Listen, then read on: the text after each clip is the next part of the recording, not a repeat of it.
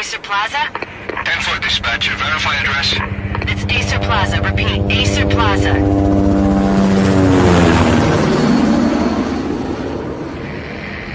Shots fired on the rooftop. An assault in progress at Acer Plaza. Repeat, an assault in progress.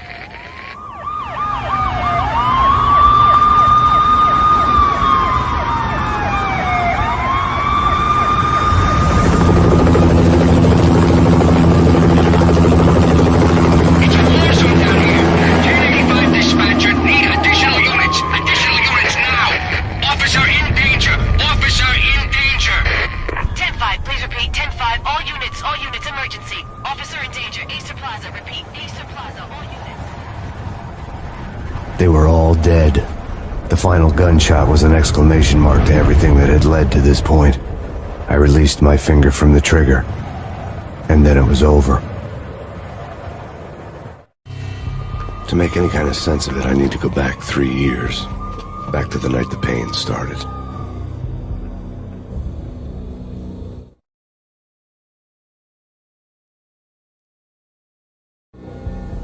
I was still on the force back then. NYPD, Manhattan, Midtown North Precinct, Hell's Kitchen.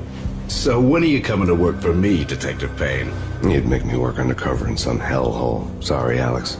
Michelle and the baby come first. See? My last smoke. It's bad for the baby. That's you, Max. A regular Boy Scout. See, Alex. Still on for poker Thursday night, right? Like taking candy from a baby. Life was good. Sun setting on a sweet summer's day. Smell of freshly mowed lawns. The sounds of children playing. A house across the river on the Jersey side. Beautiful wife and a baby girl. The American dream come true. Honey, I'm home. But dreams have a nasty habit of going bad when you're not looking. The sun went down with practiced bravado. Twilight crawled across the sky, laden with foreboding.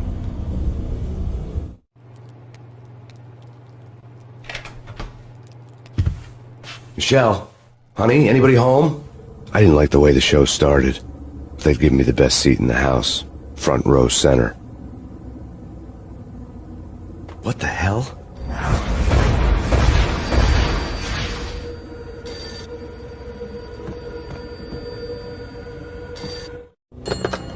Listen, someone's broken into my house. Call 911. Is this the Payne residence? Yes, someone's broken into my house. They're still here. You have to... Good. I'm afraid I cannot help you. Who is this? Hello?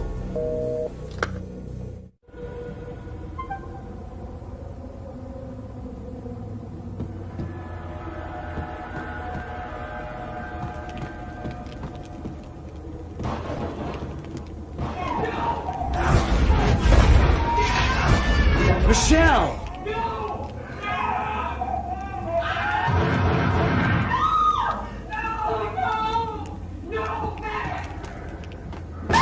Michelle! Please! It's coming. Freeze! NYPD, drop it! Coming! You better stop! No, please, God, no. God bless your fallen angel!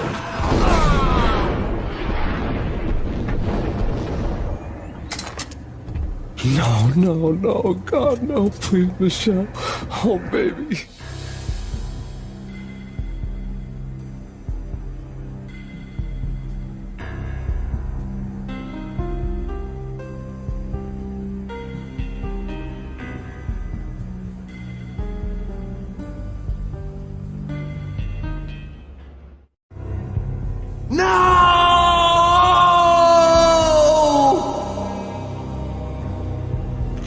That was 3 years ago.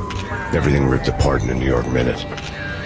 The killer junkies had been high on a previously unknown designer drug, Valkyr, V. After the funeral, I told Alex I'd be transferring to the DEA. It took us 3 long years to get a break in the Valkyr case. Then, finally, 2 months ago, a dime dropper tipped us off that Jack Lupino, a mob boss in the Punchinello crime family, was trafficking. I went undercover, infiltrated the worst mafia family in New York.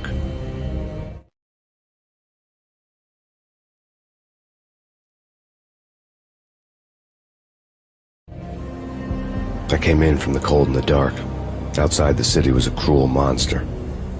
I've been slowly working my way from the small time to the big fish, trying to get to the source of the drug. Alex and BB were my only contacts in the DEA, the only ones in this decrepit city who knew I was down here. BB here. Something urgent has come up with Jack Lupino. You need to meet with Alex immediately at the Roscoe Street station. I hadn't had a face-to-face with Alex since I'd gone undercover. Outside, the mercury was falling fast. It was colder than the devil's heart, raining ice pitchforks as if the heavens were ready to fall. Everyone was running for shelter like there was no tomorrow. It didn't get any better when I got to the subway. The feeling hit me like a point-blank shot straight in the face. Something was not right about this. My Beretta stirred nervously under my coat, but the train doors had already shut behind me, and I was in for the ride. Next stop, Roscoe Street Station, and Alex.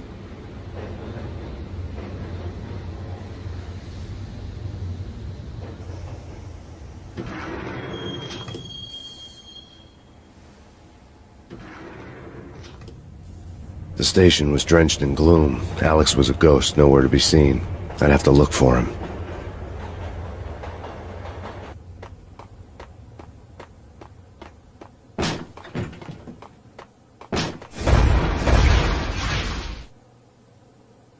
Death was in the air at Roscoe Street. I'd have to find Alex fast.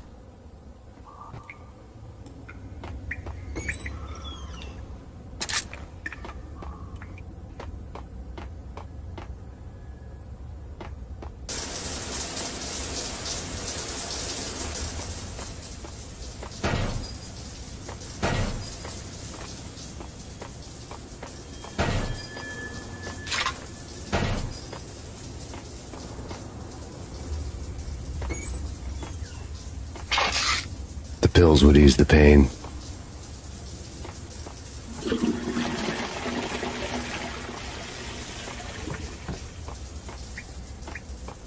Wasn't Jake supposed to take care of this? He and Mickey are having too much. Hey, yeah.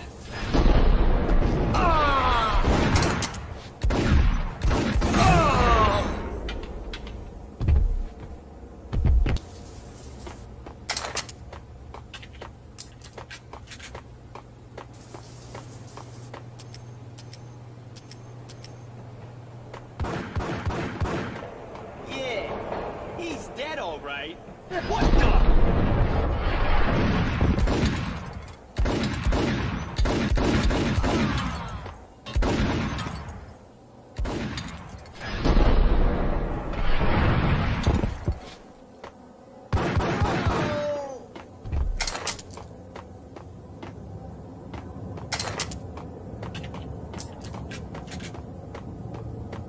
Yo, guys, hey, we're getting around. What the?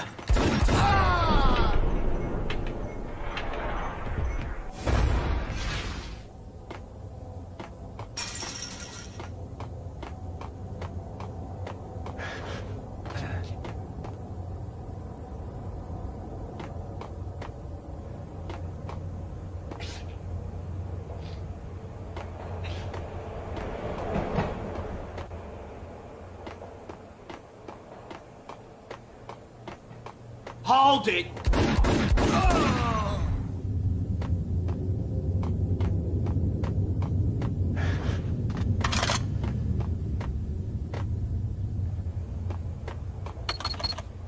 The security panel let out a mocking cackle. I'd need the right code. True, true. You said. What the?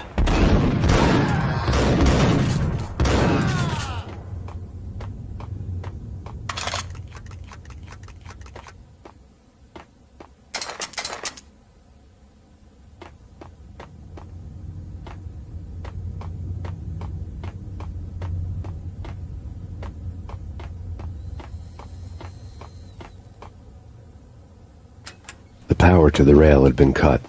I'd have to get it back on to get the train moving.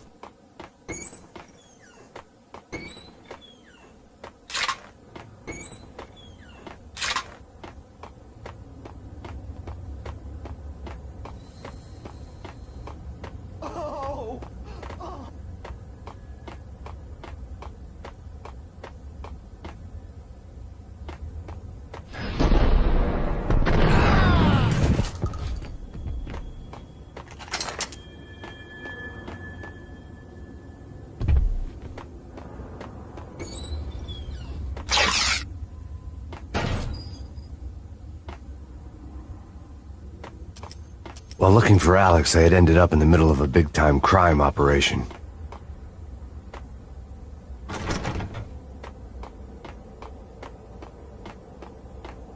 Hitting Roscoe Bank, ain't he called it?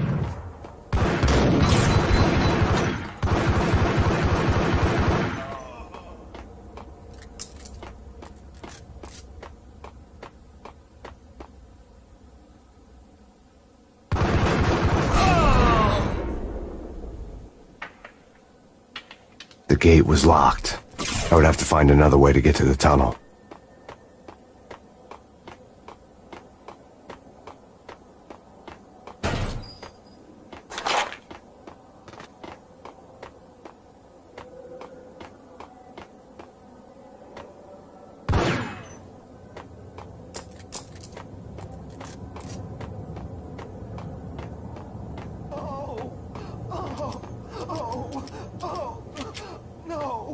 Kiss it goodbye.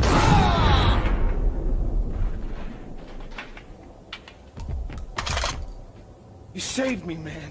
What's going on here? A massacre. These armed thugs just appear from nowhere. We need to get help. I can make the call from the control room 1 floor up. Can you take me there? Sure, sounds good. Follow me.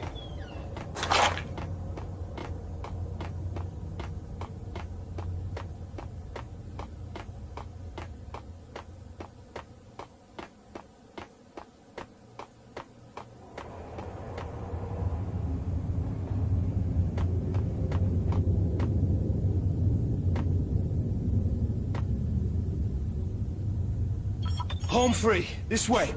Hey! Look out!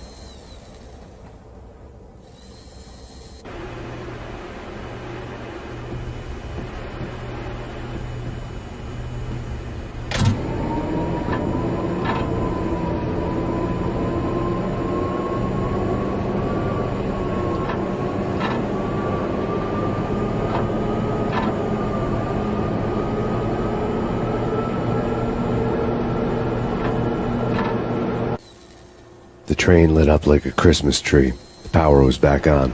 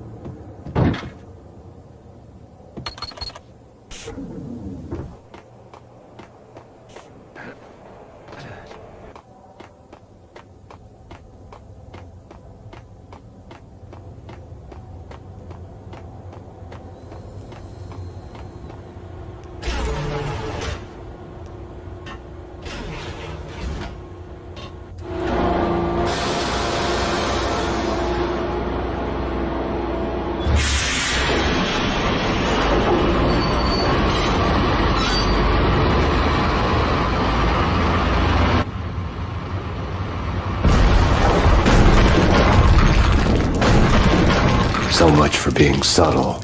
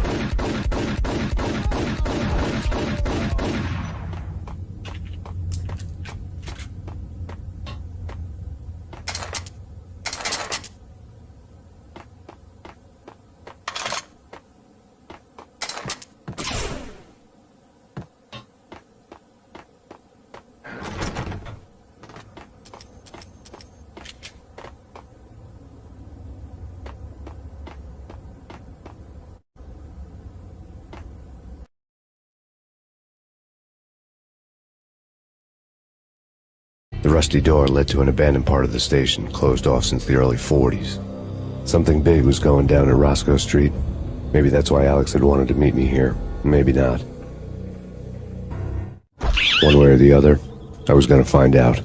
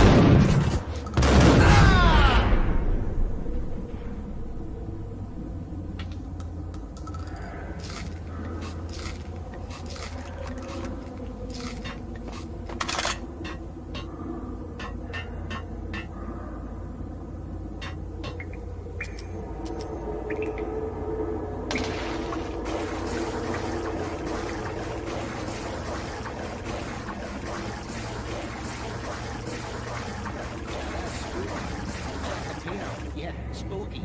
But also, it's like the failure.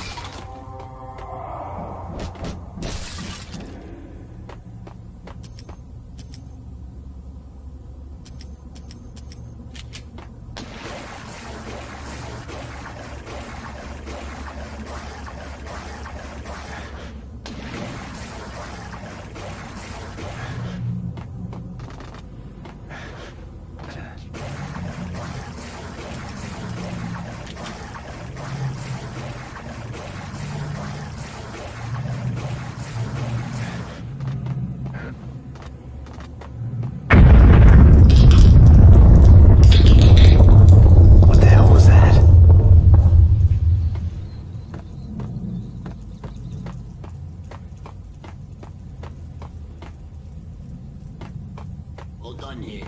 Give me the detonator. What are you talking about? The detonator. I thought you'd bring it. You were supposed to bring it. Yeah, right.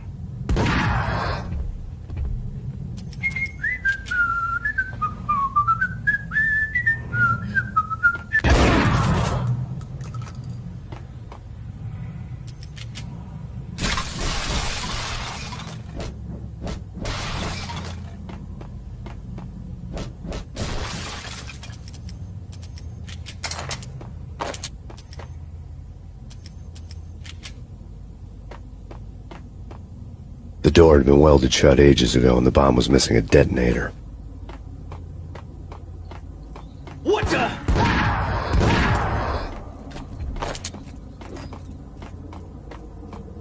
Okay, fellas. The police are on their way. New York's finest. They're gonna be here soon. So stick to the plan. We've got our own private exit route. In and out, do your thing. Wham bam, thank you, ma'am. Got him down.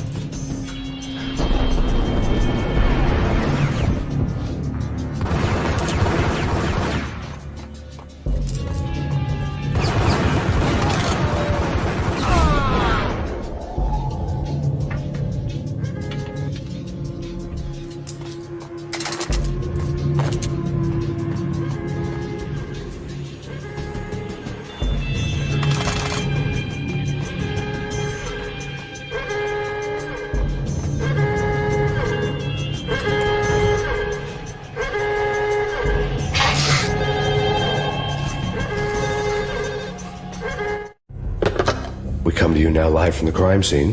Who is this? Right back at you. This is Deputy Chief Jim Bravura from the NYPD. You are to cease your criminal activities and surrender immediately. Sure thing, Jim. Me and the boys have been talking, and everyone's real sorry. They'll never do it again. Who the hell is this? Being placed at the scene of a bank robbery wouldn't have tipped the odds in my favor.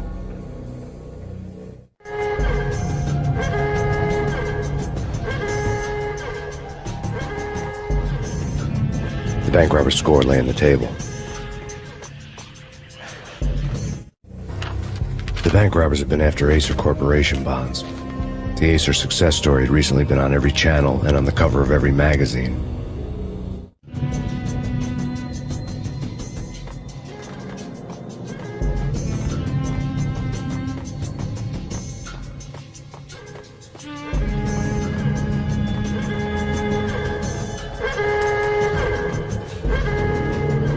The bank robbers had left their tools on the table. Judging by the detonators, the crooks had bought enough explosives to send Lady Liberty into orbit.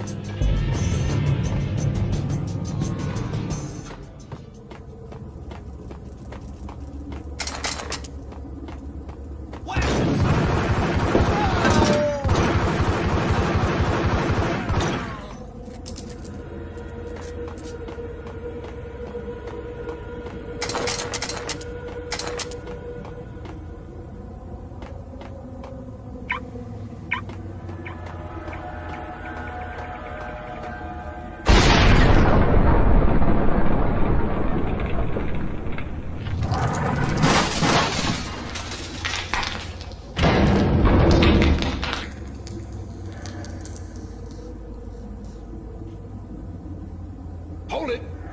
Max! Jesus, you almost gave me a heart attack! I nearly shot you! Alex, I'm glad to see you. What the hell's going on? There are more corpses here than at the city morgue! It's an armed robbery, a tunnel job straight to the Roscoe Bank vault through the old station wall. Is this why... this is Lupino's gate? This is Lupino's doing? Lupino's men? Really?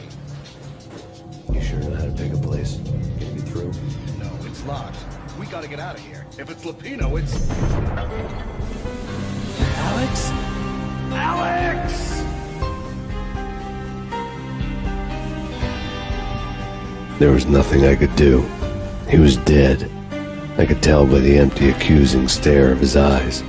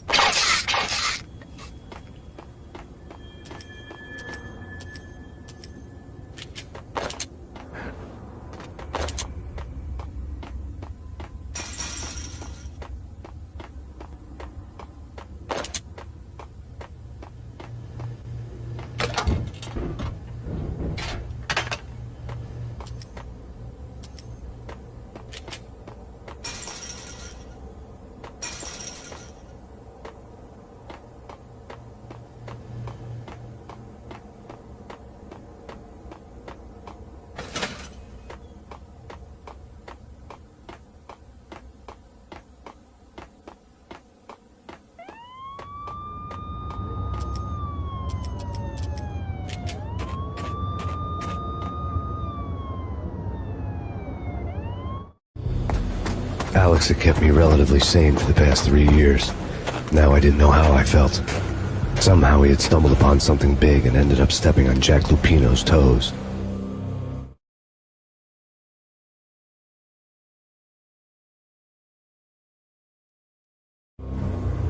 Lupino ran his racket of sex, drugs, and contract killings from a sleazy hotel in a slum block of tenements. The NYPD was closing in. I could hear the sirens. Their wail was a crescendo. Lupino thought he could get us by taking Alex out and leaving me to take the fall for it. All he had gotten was my attention. I went for the hotel first. It was a sad old thing with flickering lamps and faded colors, cheap mobster punks and tired-eyed prostitutes. I walked straight in, playing at Bogart like I'd done 100 times before. The place was run by a couple of murdering mobsters with shark smiles. The Finito brothers. Ladies and gentlemen, it's the pain in the butt. Pain to the max. You're killing me. Did you make that up yourselves, or you get some wino downstairs to come up with it? Don't answer that. A rhetorical question. I got something for the boss. Lupino around? That kind of depends on who's asking. A friend or a junk swap plan. Don't answer. It's one of them, how do you put it, rhetorical questions. Lupino ain't here, but he says bye. Lupino wasn't in his cheap hotel. Instead, I ran into the Finito brothers. My cover had been blown. The door slammed shut behind me, and then I was dodging bullets like raindrops. Pain in the butt. Ha ha! Pain to the max. Junk swap plan. Gotta take it to Marble City first.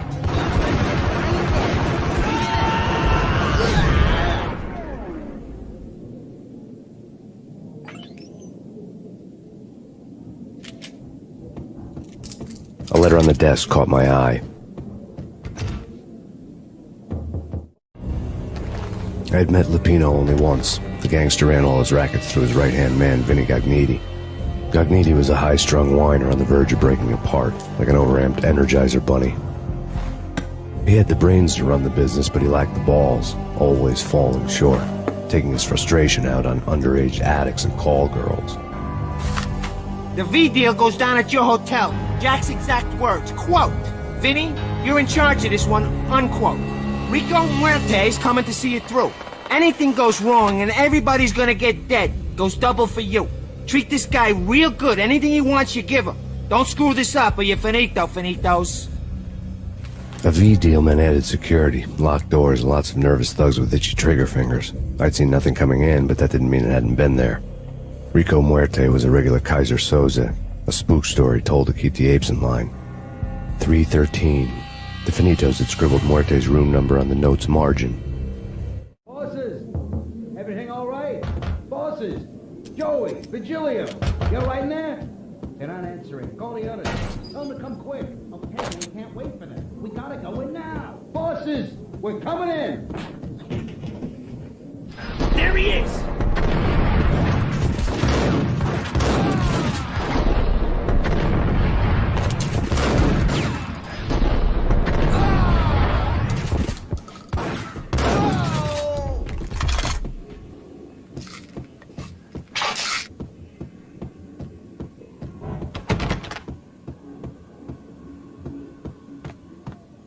Getting out was not going to be easy. The staircase was locked and the elevator had been busted for a decade or more.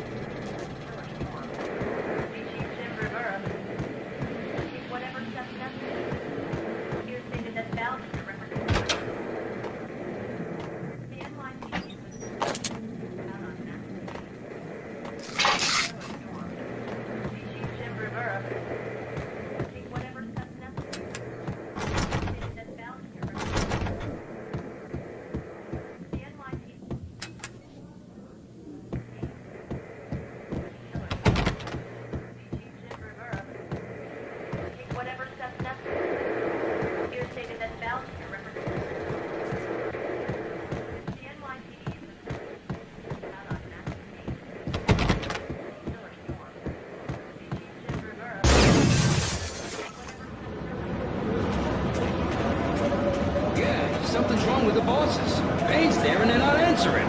Let's go already. Hold it!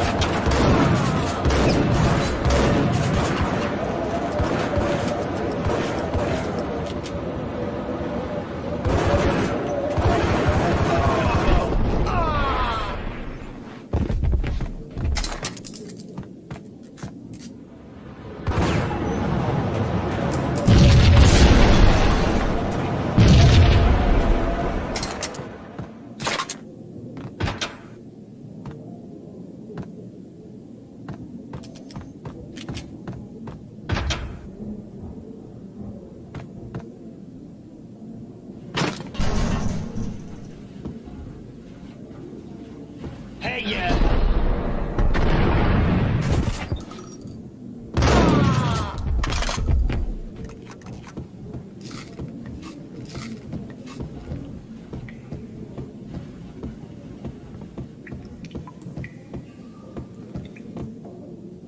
Previously on Lords and Ladies. Lady Amelia, Marquis Valentine What asks the for hell? an audience. Thank you, Lawrence. My lady. My lord. And now, an all-new episode of Lords and Ladies, brought to you in part by Acer Corporation.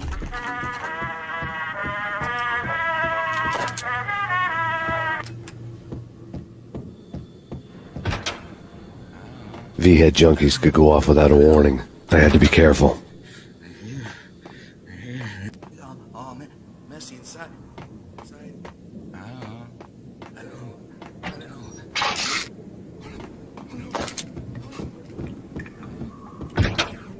It's Payne! Get him!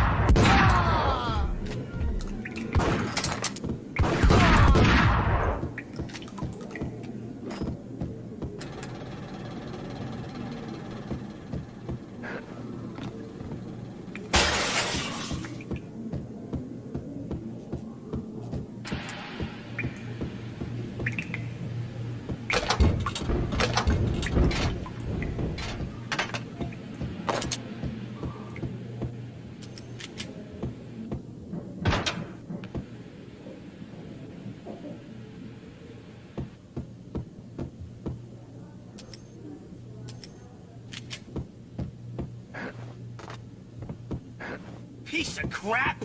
Get him!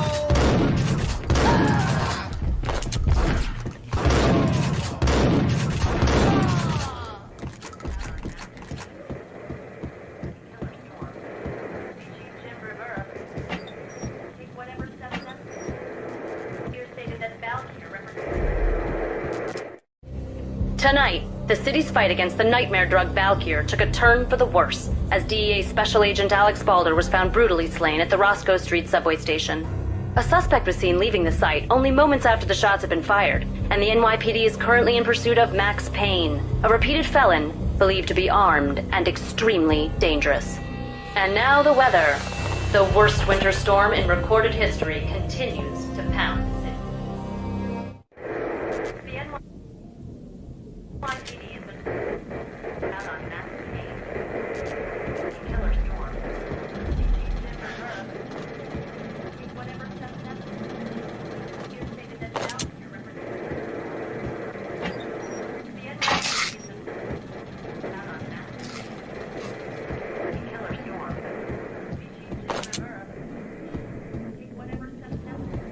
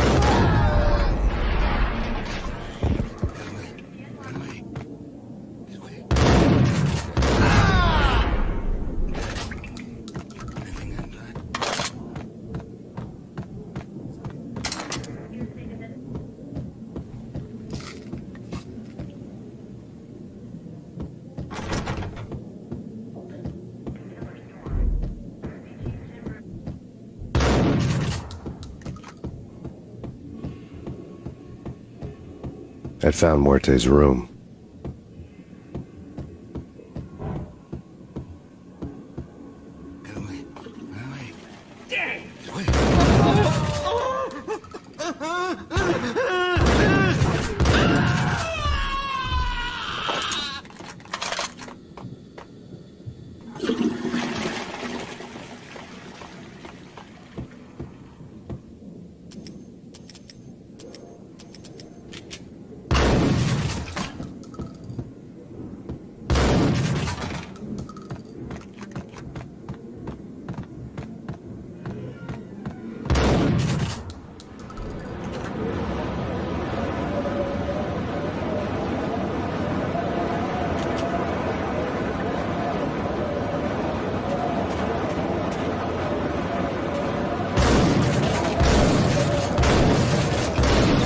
I didn't want to know what had happened here.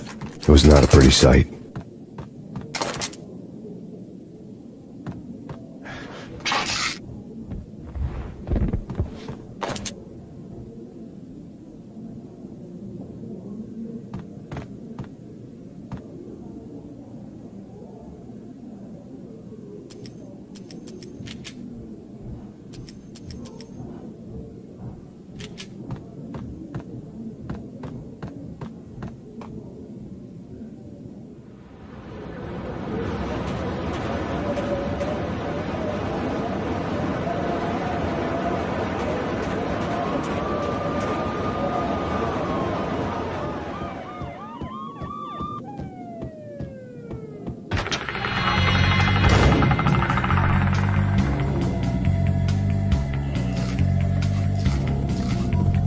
Muerte had received a letter.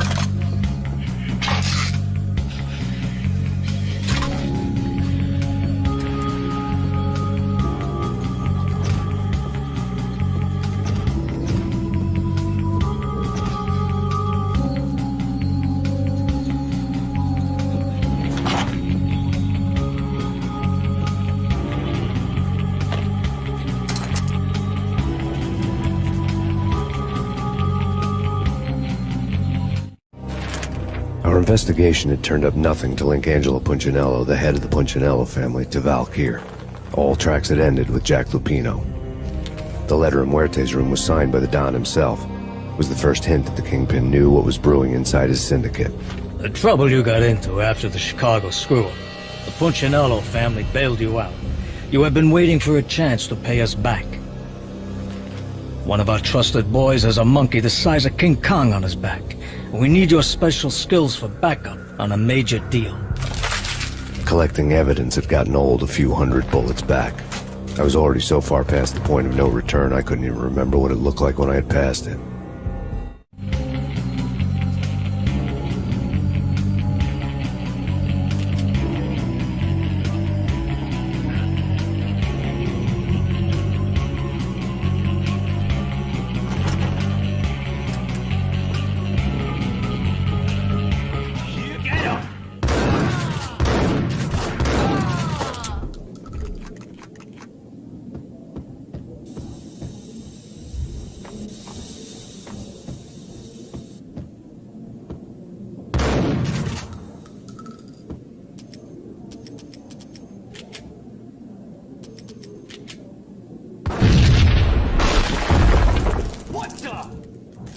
Told you. God damn! I thought it was a bomb for sure. Nah, the Russian wouldn't dare. This has been waiting to happen. Hey!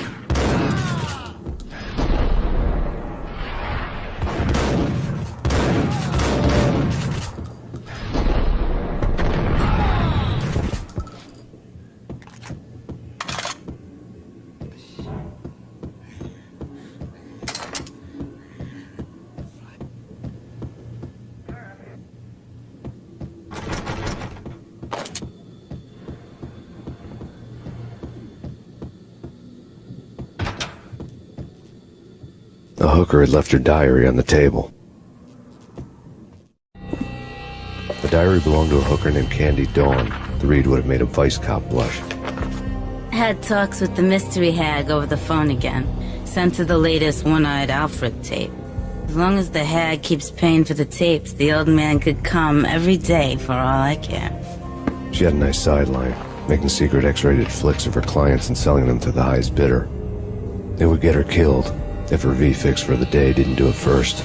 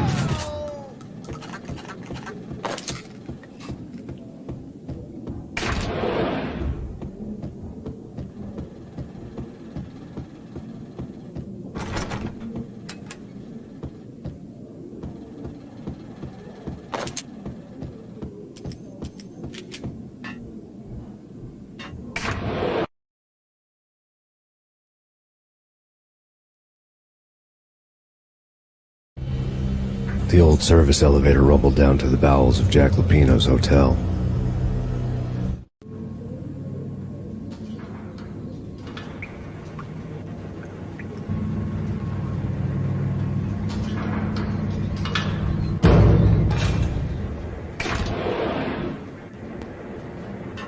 It was freaking crazy.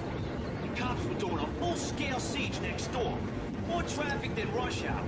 I mean, bleeding bastards running back and forth, Ronnie and Jimbo to throw. Whack the sucker!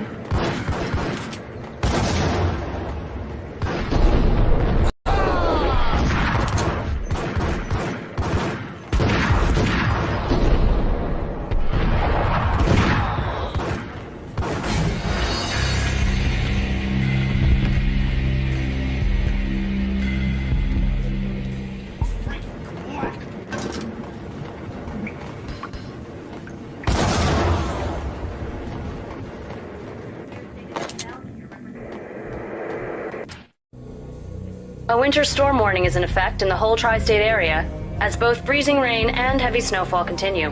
Many roadways are already closed, and people are advised to stay indoors. The severe blizzard has ravaged New York for 3 days now, with no end in sight. We'd been snowed from the start in the Valkyr case. The forecast said there was plenty more where that had come from. But the snowbound city was on my side. Less chance of innocent bystanders getting caught in the crossfire.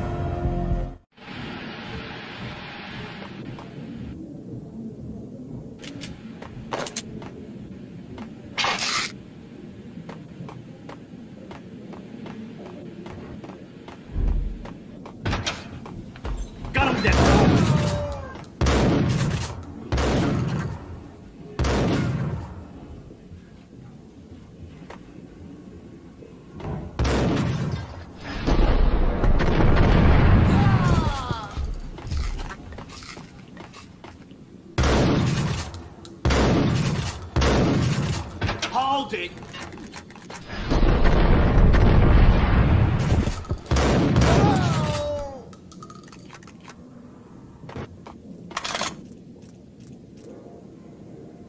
Exhibit number 1, a newspaper.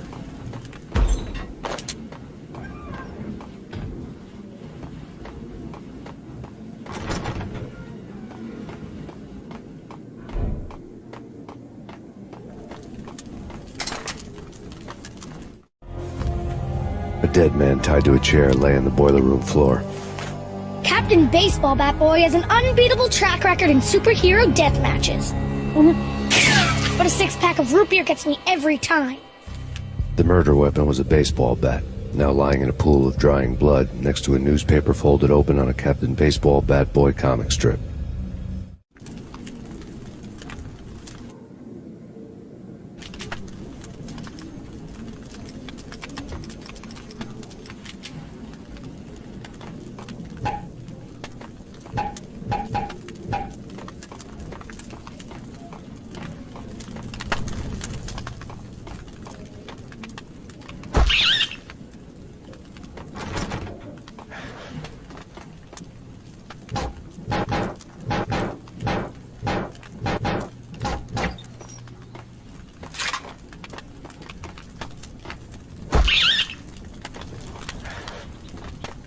Take vampire movies. Why are they always set in L.A. or Mexico? They can't even... Oh! Oh! Ah! Ah! Ah!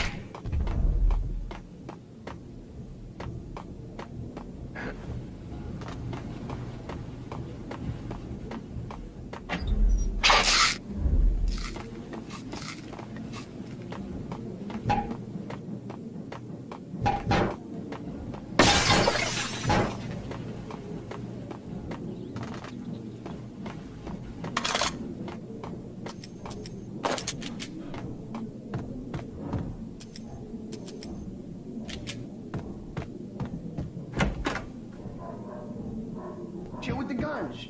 Trust me, you don't want to piss muerte off. Gentlemen, let's do business. Green for green. Cheers and green-eyed angels. Amen.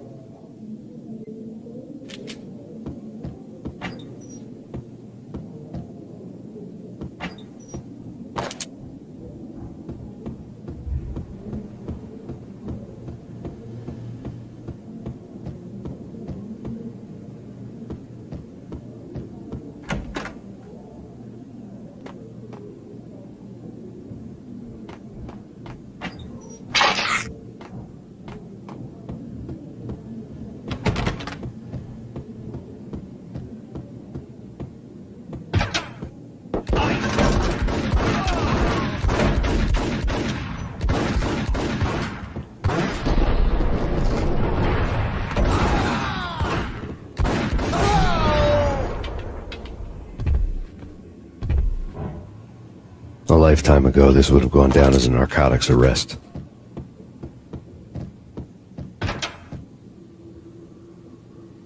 There was a key on the table. It was dirty money. The transparent cylinders glowed green, full of Valkyr.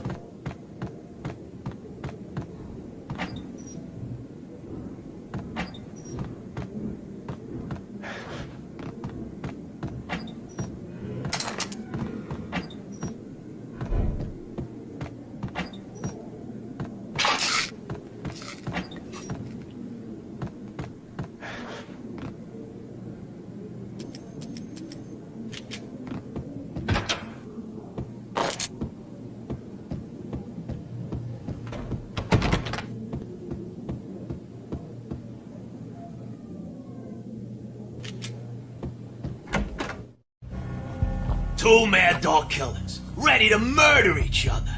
They step into the next room, and I'm thinking, now they're gonna do it. But no. They sit down in front of a TV and solve their differences with a kung fu fighting video game. I tell you, Candy, I was so depressed, I strangled them both with the video game cables. Oh, Rico, you're so bad. I am, ain't I? Rico Muerte, big-time hustler. Who the hell? It's that cop. Muerte went for his gun.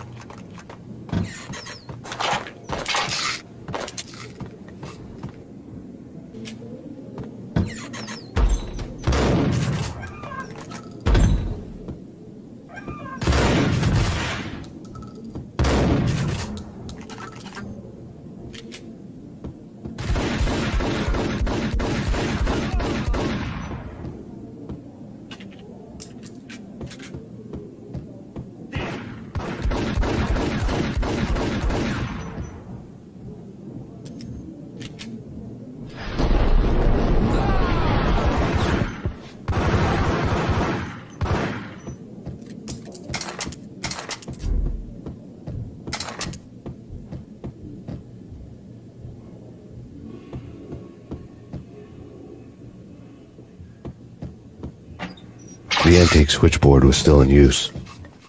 There was an old telephone switchboard in the back room of the reception area, the kind that made phone tapping child's play. It wasn't hard to picture a fat pimp sweating with headphones on, listening to his hookers talk dirty and fake orgasms over a web of party lines, the blood veins of New York. Right now there was a different set of moans and groans going on. Boss, Corneli, this is Max Payne. He came, started capitalist. He killed him. Are you freaking kidding me? He's just one lousy cop. You better be freaking kidding me. Whack him. What's the freaking problem? Hello? Answer me. Hello? The word was out. A deadly virus released into the city's corrupt circulatory system. Something wicked this way comes. Max Payne at large.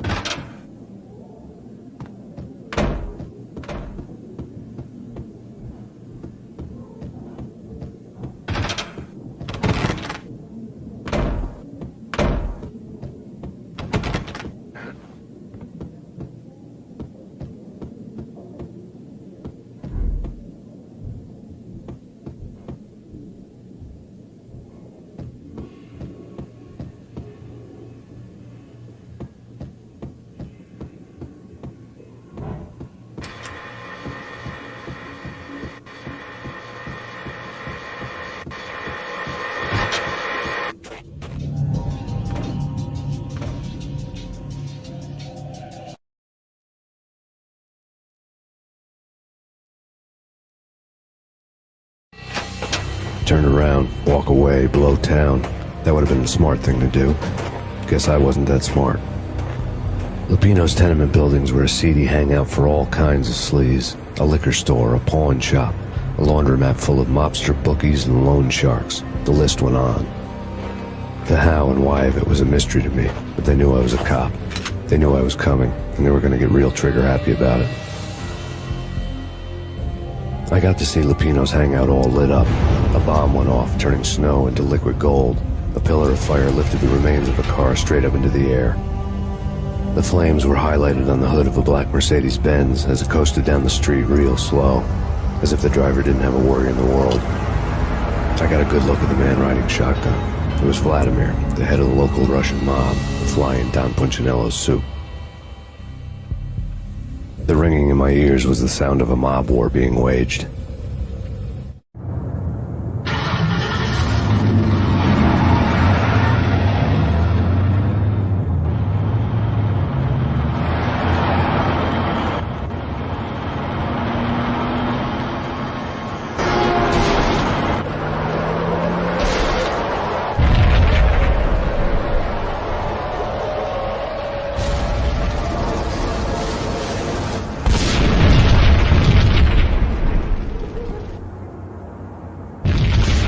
Another bomb exploded inside the closest slum building. It was a lucky break. The goons inside were spooked, but luck always came with a price tag. More bombs could still be ticking inside, and the cops would already be on their way. Jack Lupino's suite was on the top floor. At least it used to be, before the explosive makeover.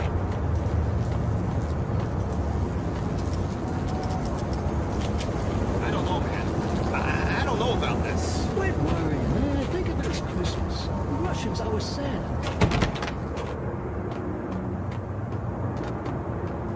The headlines were a depressing read. The headlines were screaming bloody murder. The storm was a screaming duet with the approaching prowl car sirens. It was all a scream when you were down for the count and wanted for murder.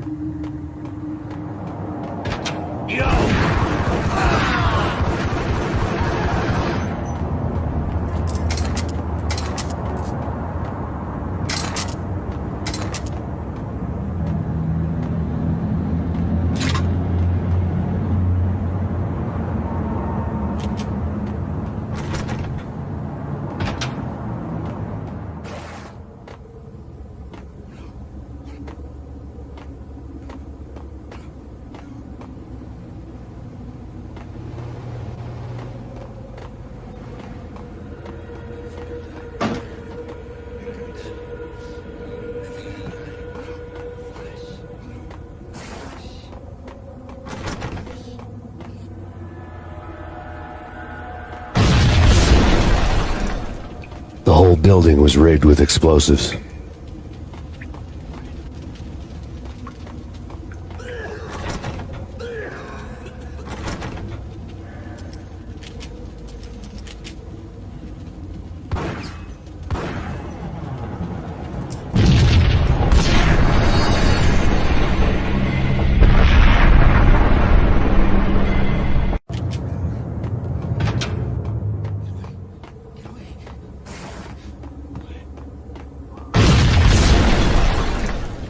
The whole building was rigged with explosives.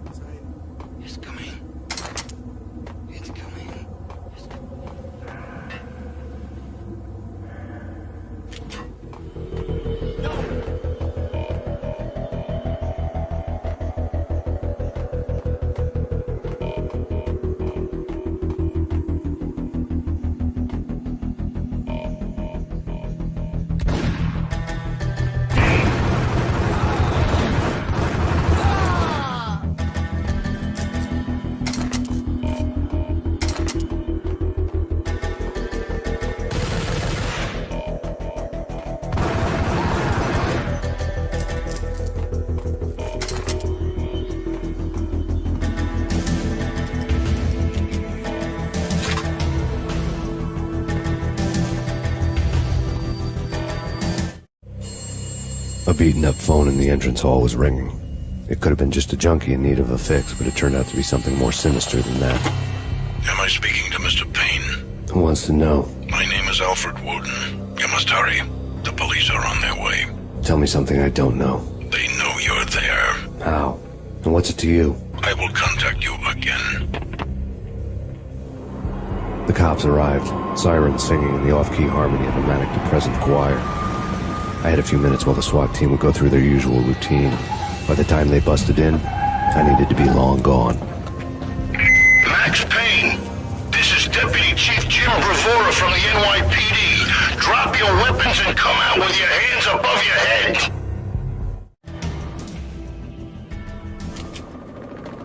True. You said it. Put him down!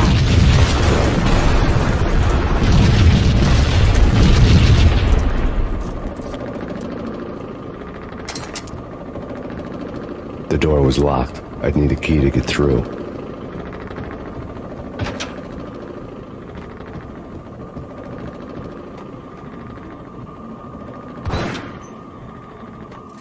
Someone had left a letter on the counter. Suddenly it all made sense. The bombs, the Russian mob boss making an appearance in person. Gagniti was his usual self. All talk and no walk. After our hit, the Russian has only a couple of guns left, and they can be bought. There's no freaking way he has the guts to try anything after that. As it turned out, the Russian had plenty of guts. One thing you could count on, you push a man too far, and sooner or later he'd start pushing back. There was a key on the shelf. Surrender or we'll be forced to take action. Don't make us come and get you.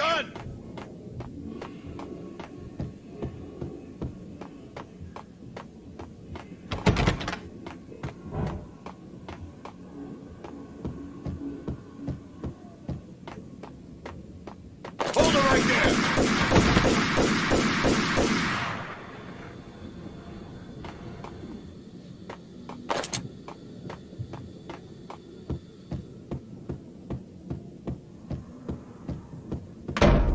Hold it!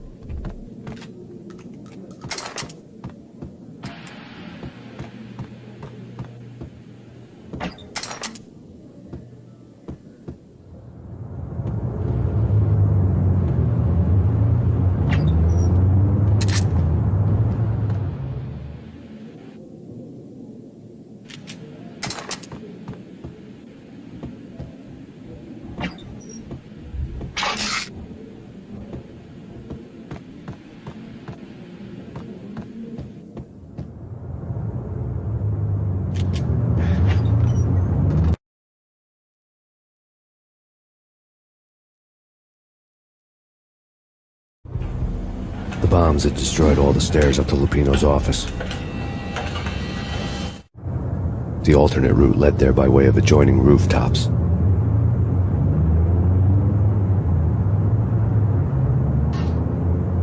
It's never been this cold. Never ever. It's like the sky's falling. Yes, sir. It's the end of the world as we know it. And I don't feel fine. I don't feel anything. Not a thing. I'm freezing my butt off.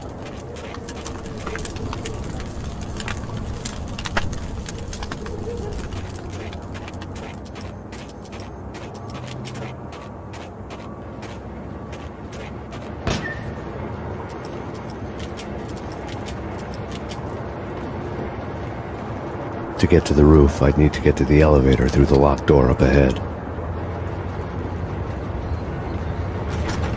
Pizza delivery. Never seen you before. Buzz off, Joker.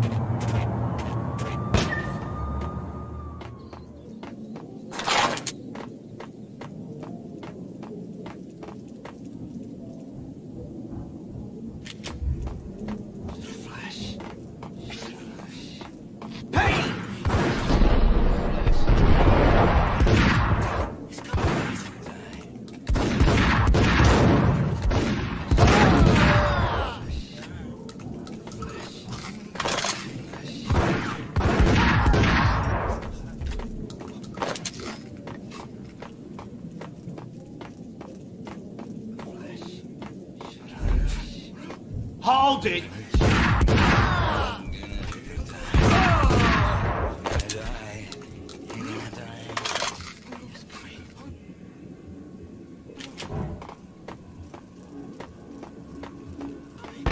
No, don't shoot. You know the clowns at the laundry? Me? No. You're no good to me then. What? No, the laundry, yeah. I know him, yeah. Get me in there. Okay.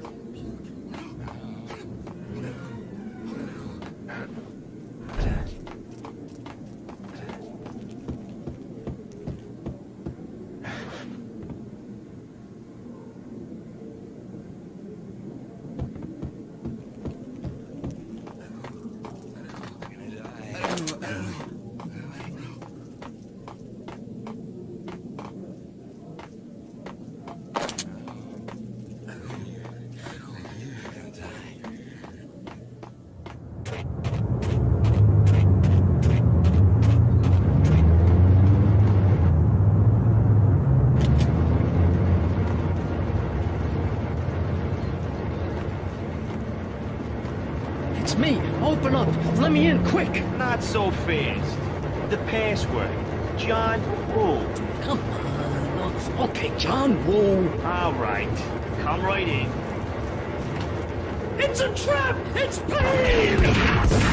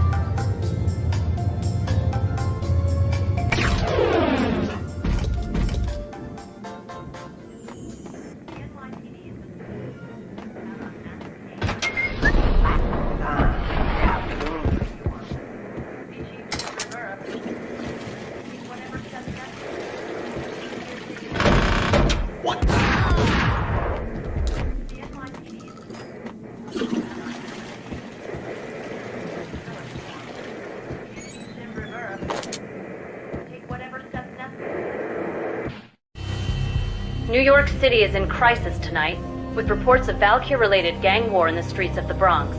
Apparently, Max Payne, wanted for questioning in connection with the slaying of a DEA special agent earlier tonight, is waging a one-man war against his former partners in crime.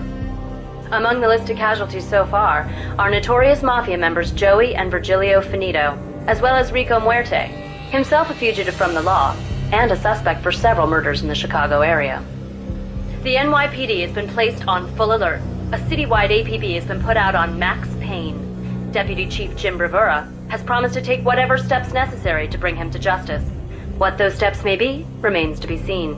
For NYCNN TV News, this is Kira Silver.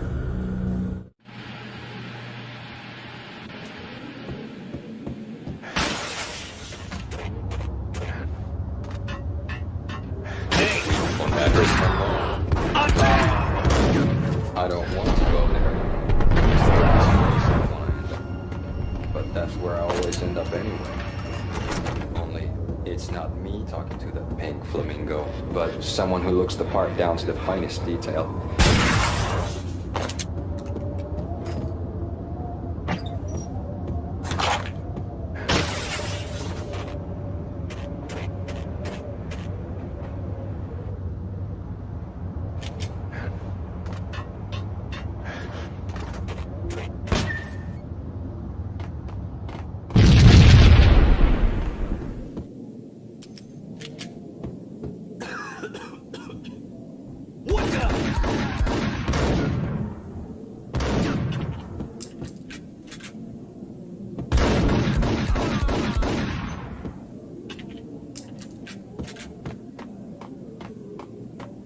Red, blue, or green? It's always red or blue in the movies. So, green? No, not the green.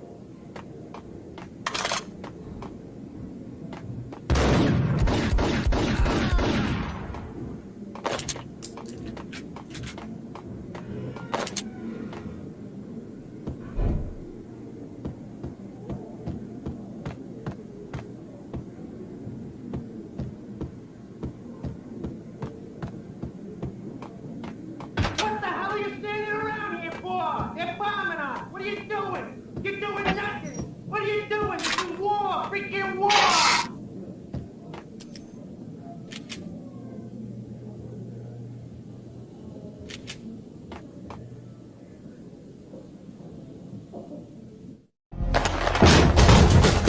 Vinny Gognitti, just the man I've been killing to see. Payne? Freaking fed! I knew from day one there was something screwy about you.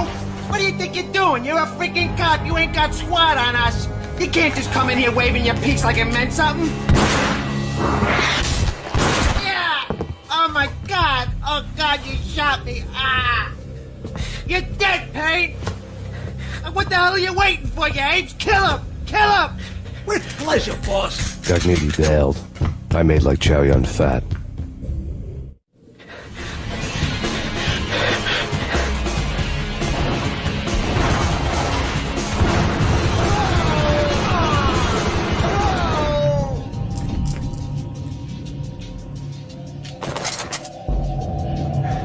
A crumpled letter lay on Gognitti's desk.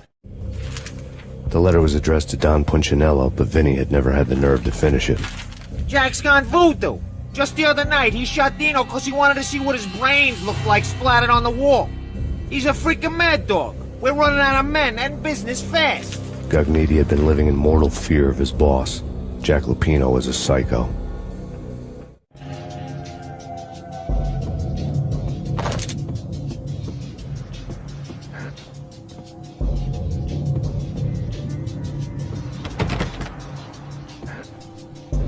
Vinny Gognitti was running scared. He could run, but with a bullet in his stomach like a broken bottle of Tabasco, he was quickly running out of time. He knew where his boss was, and I wanted to square things up with Jack Lupino. Gognitti would be moving fast. I don't know about angels, but it's fear that gives men wings.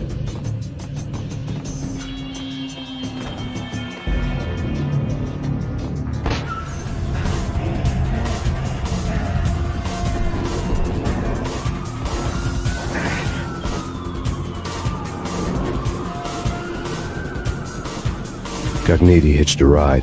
To catch him, I'd have to follow his lead.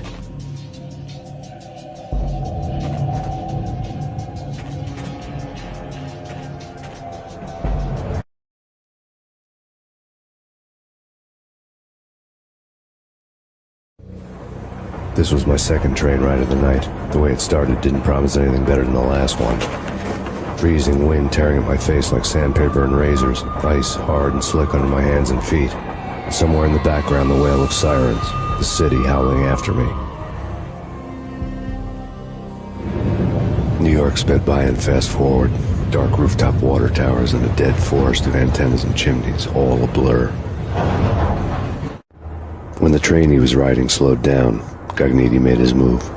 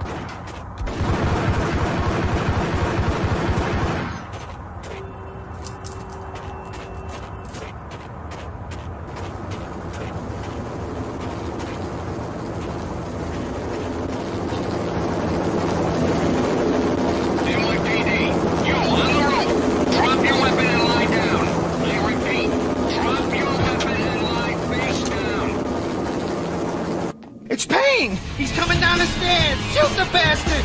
Okay, boss, you got it. No problem. All right.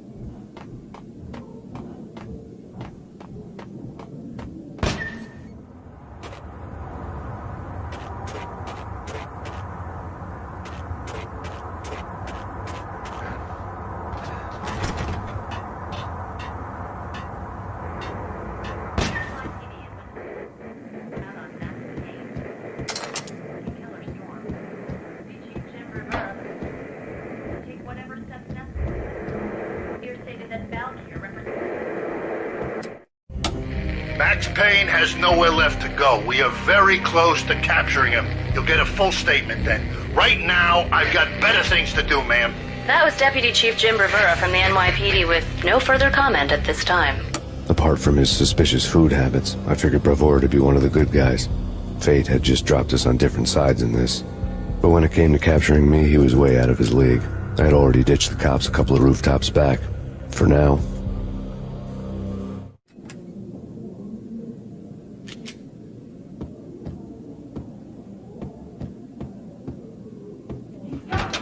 I can hear him. Ready? Keep it done. At the door. Okay. This is it. Any moment now, Payne's gonna bust through that door with murder in his eye. Whack!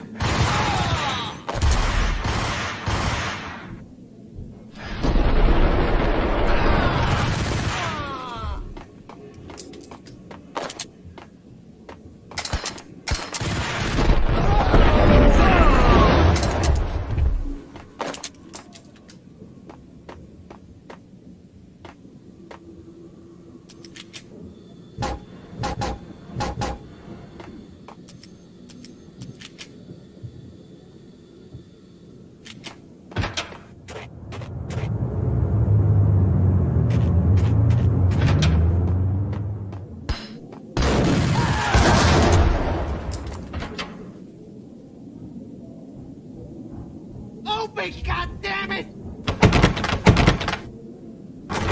Payne! I'll kill you, you lousy freaking cop! Whack him!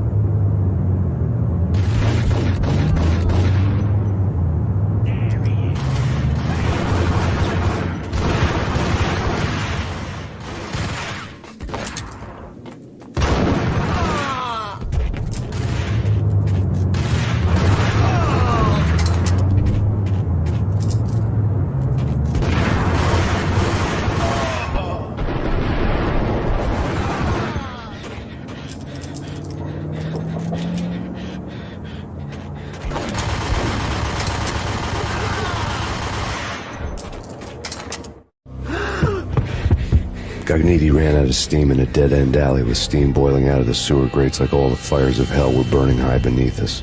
It was shakedown time. Where's Lupino? Screw you! Bad start, Vinny. Ah! Police brutality! I rate pretty high on that. You can't just hurt me in cold blood! Just keep telling yourself that. Listen good, Candyman. I'm not gonna be anybody's fall guy. I want to know where your boss is hiding. There was no glory in this. I hadn't asked for this crap. Trouble had come to me in big dark swarms. The good and the just were like gold dust in the city. I had no illusions. I was not one of them. I was no hero. Just me and the gun and the crook. My options had decreased to a singular course. I'll tell you, just don't hurt me no more. Lupino's at Ragnarök, the nightclub. Book me, take me, hold me to the freaking jail, just don't hurt me. Your rights will be ready at your funeral.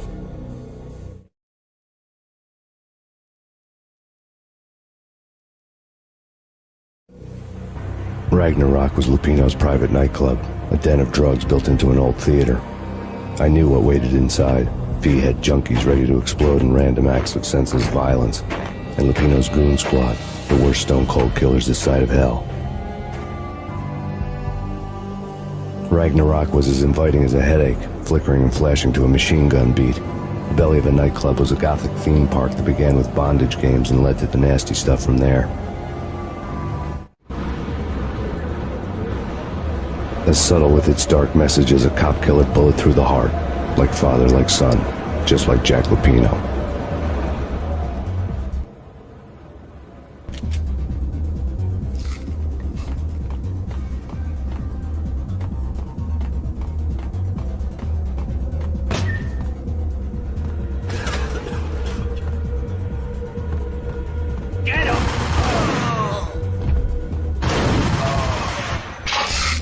book had never been a bestseller.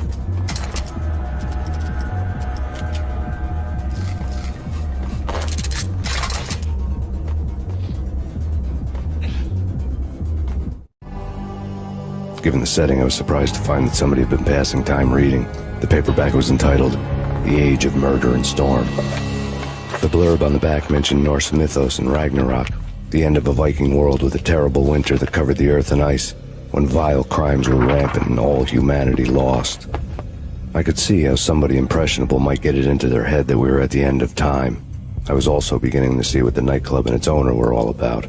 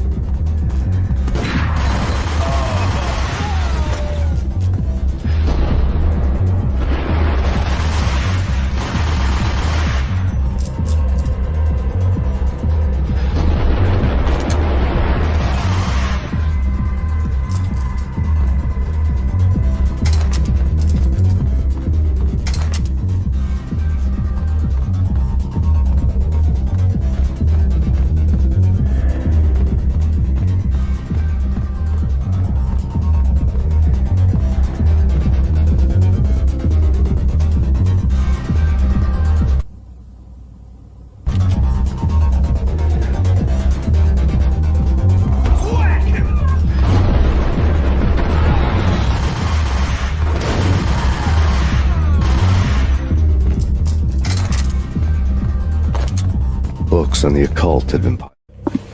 The room was stacked with light reading, such as Necronomicon, Witchcraft, and Paradise Lost. Old exotic titles like Malleus Maleficarum and De Umbrarum Reini Novum Portus. Books with pentagrams on their covers, all dealing with the occult and the infernal, lying between stacks of horror videos and a couple of Ouija boards. The only thing I could take seriously was the thought of Lupino taking it seriously. He had been spending a lot of time getting intimate with the guy downstairs. Held on the table.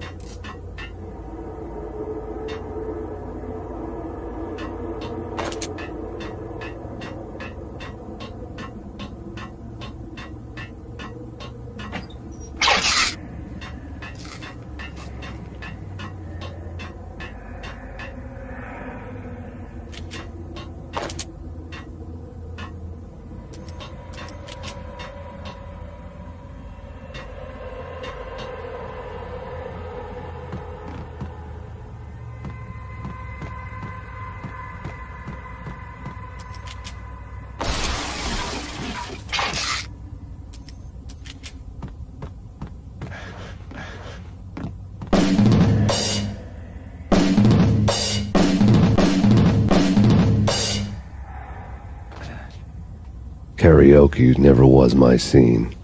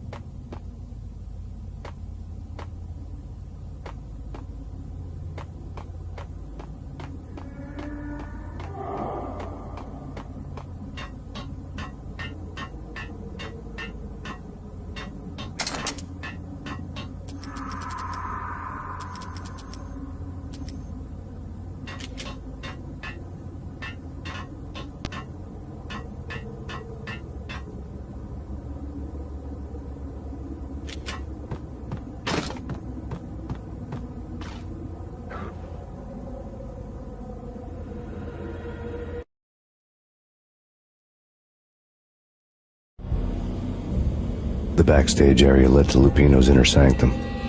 The hot air inside was like an invisible wall, thick with incense and something else, a sickly sweet smell that made you gag. This was the rotten core of the Big Apple. Lupino lurked somewhere ahead, like a spider at the center of his web, waiting. The vapors in the air started to make my head swim. Torn pieces of a letter lay scattered on the sofa.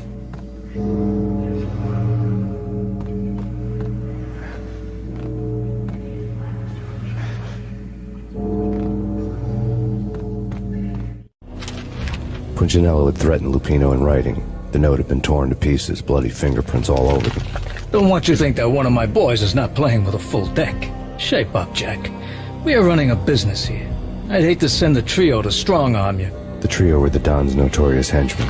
It was obvious that Lupino hadn't been intimidated by the threat.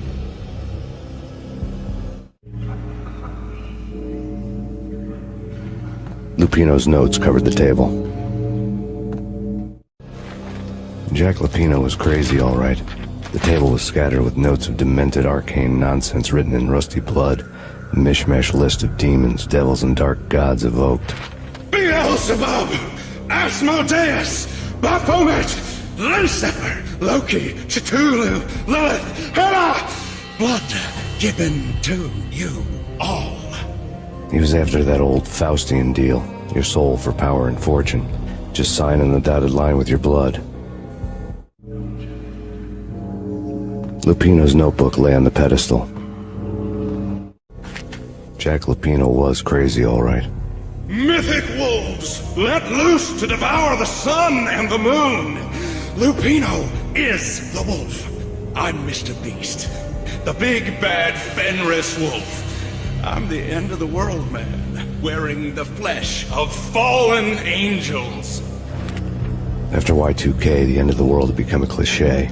But who was I to talk?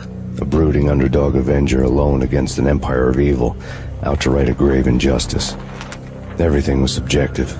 There were only personal apocalypses. Nothing is a cliche when it's happening to you.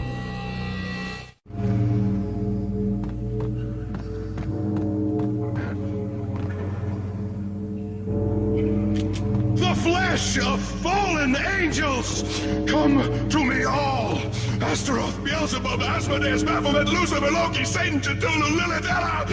Blood to you all! Secrets. The skin of reality. I've seen it. The corruption of flesh. Oh, I'm the wolf, yeah! I am the wolf! It's close. It's coming. You have come. To the end. It's now! I will rise to her side! I don't need the words! I beyond the words! What the hell?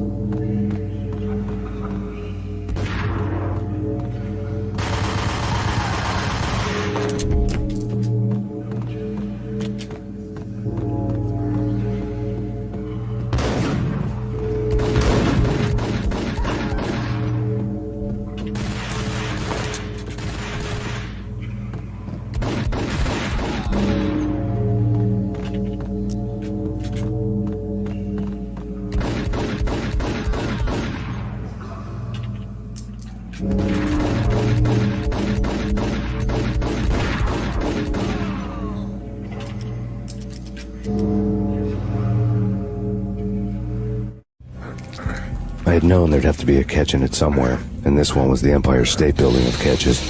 Lupino was pumped up and dying to go 15 rounds with a mutant alligator. And then he started this spooky monkey talk, straight from a bad dream.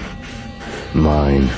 I have tasted the flesh of fallen angels. I've tasted the devil's green blood. It runs in my veins. I've seen beyond the world of skin, the architecture of blood and bow and arrow. Death is coming! She is coming, and hell follows with her. This is the twilight winter. I am ready to be her son. Her time is now, and all who stand in her way must die!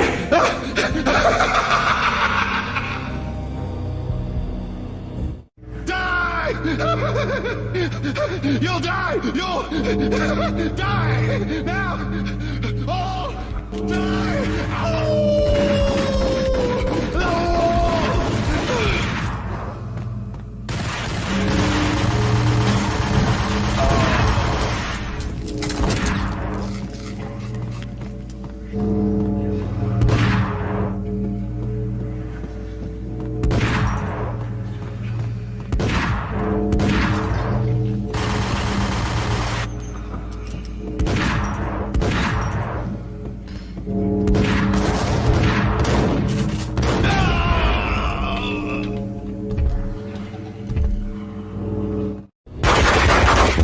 Finally went down. I wanted to make real sure he'd stay that way. V was a bad monster. Turned them into friggin' zombie demons from outer space. I think he's dead already. Huh? And that's when it happened. But dead or not, you've got the wrong guy. In stepped this knockout femme fatale holding a gun to my face. I returned the favor. Lisa Punchinello. Lisa Punchinello was the Don's wife. Mona Sachs. Lisa's evil twin. Your safety's off, evil twin. You might hurt someone with that gun of yours. Lisa's the damsel in distress. I'm the professional. I'd blow you away without batting an eye. Sure, and you can check out my credentials splattered all over this joint. Jack couldn't have framed you. Not the state he was in. We're after the same slime bag. Angelo Punchinello's the one who murdered your friend and framed you with it. You know this for a fact? I've got my sources. I don't have a clue these days. I just shoot them as they come. Who put a contract on the Archfiend? This one's mine. I hate the guts of that sadistic wife-beater. Why not pool our bullets for this one? I thought you'd never ask. My finger was starting to twitch. How do you like your whiskey? I'm easy, as long as you don't try to slip me a Mickey. You're a real angel, Max. It was good stuff. Tasted sweet as honey going down. Nothing personal. Can't risk you going berserk and getting Lisa killed.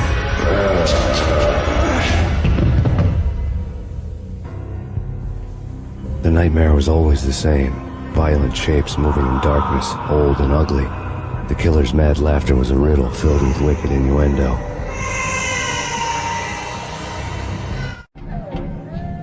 Somewhere, the baby was crying.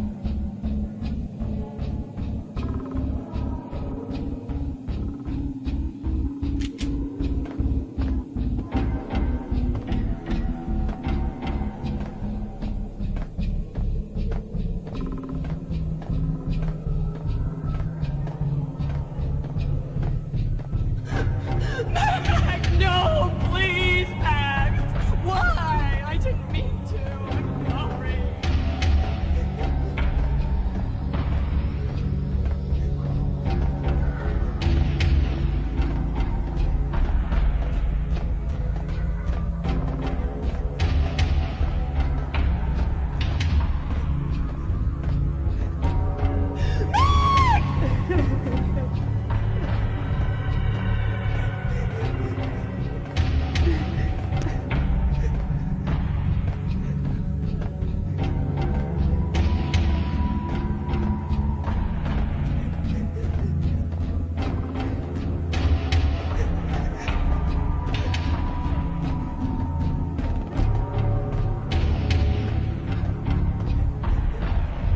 Should have known it when we found you snoring next to Lupino's corpse. A comedian, huh? The pictures were filled with good old times.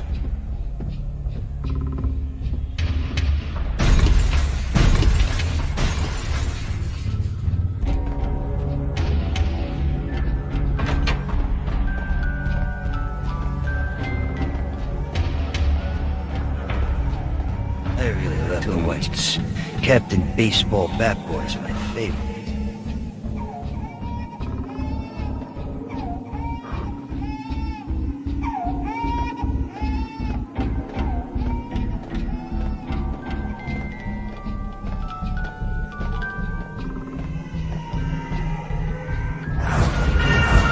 No. No, no, please God, no.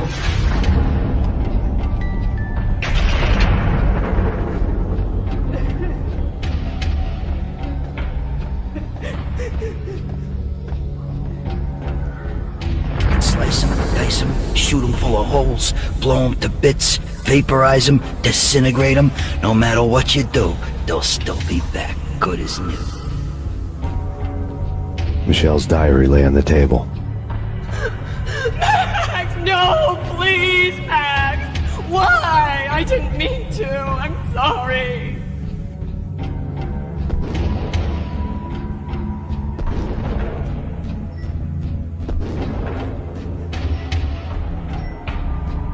Murderer! You killed her! Nothing like that ever happens in the real world.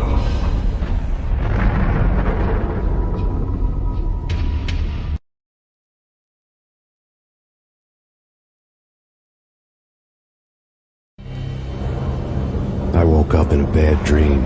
My head felt 2 sizes too small for my brain. Max Payne. I envy your name. And the killer was smiling. Pleased to meet you. I'm Frankie the Bat Niagara. Niagara, as in you cry a lot? He had a baseball bat and I was tied to a chair. Pissing him off was the smart thing to do.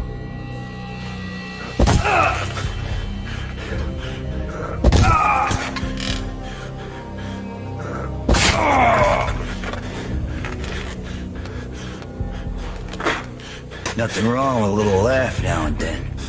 Take me, for example. I love to watch cartoons. Cartoon violence is a fascinating thing. Let's take a break. I need to take a leak and maybe grab a cold one at the bar. Don't worry. I'll be back to finish this off. And then, it's checkout time.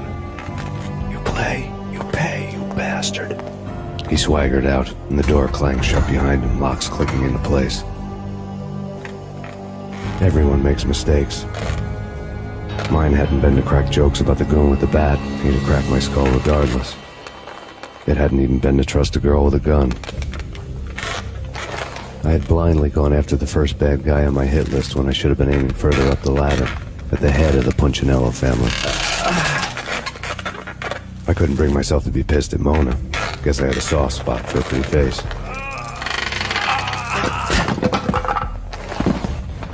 But when somebody decides to play baseball with your head, you tend to get sore. They had dragged me back to the basement of Lupino's hotel. I was beaten, bruised, and blue. I felt like the chair I had broken to get free.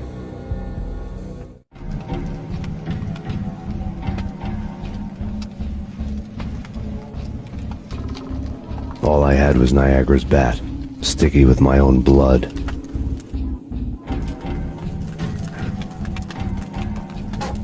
Without a gun, I'd be no match for Frankie's men. I'd have to play hide and seek with them. It's Frankie's turf. We'll take care of it. Yeah, I know. Hey, yeah!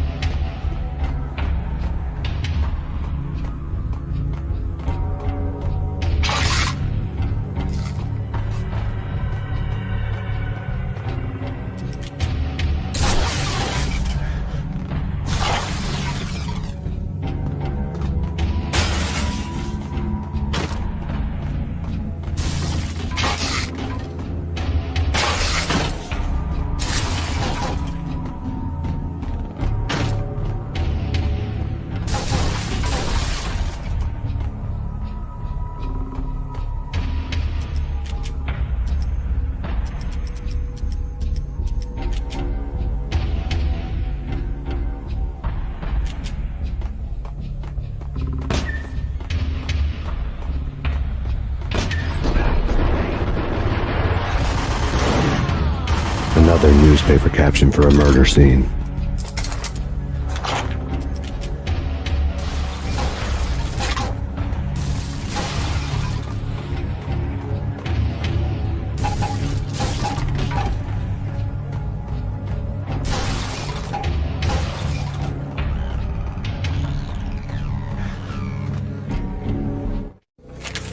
Frankie had left his calling card, a Captain Baseball Bat Boy strip, next to a sewer passage filled with bodies.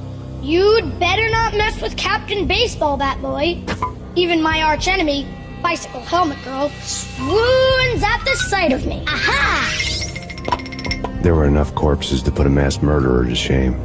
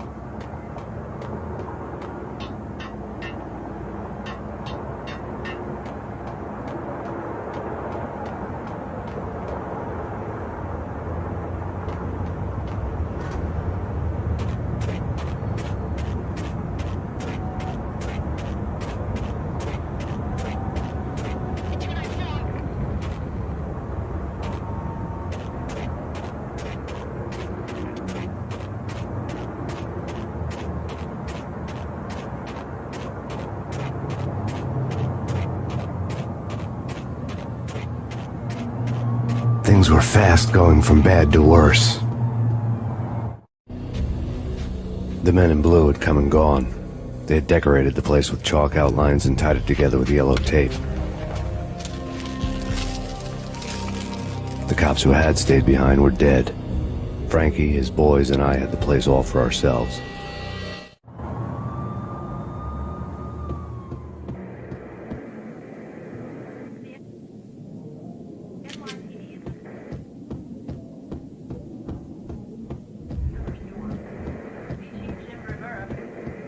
Just forget about it. Just forget about it.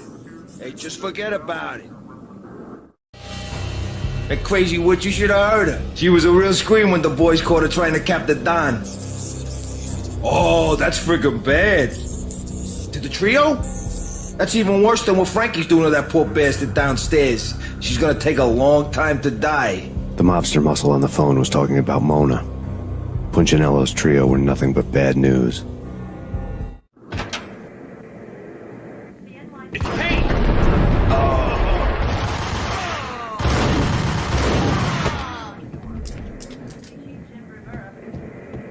More evidence that Punchinello didn't like me much.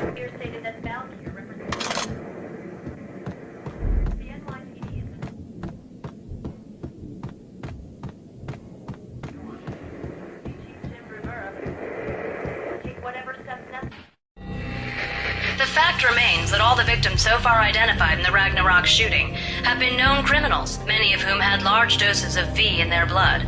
Reliable sources say that Max Payne was also among those killed, although no body has been recovered at this time. Reliable sources. That meant somebody thought the Mafia had me, and didn't want the cops snooping around anymore. The body would be delivered to them barely recognizable. Case closed. Don Punchinello had the power to be that reliable source, which was no news. But his news was old news. Framing me hadn't been enough. Don Punchinello had put a hit on me. He wanted me dead, and it had been important enough for him to give written instructions to Frankie about it. Max Payne should die like a dog for the trouble he's caused. Frankie, I know I can trust you to give this matter the dedication it needs.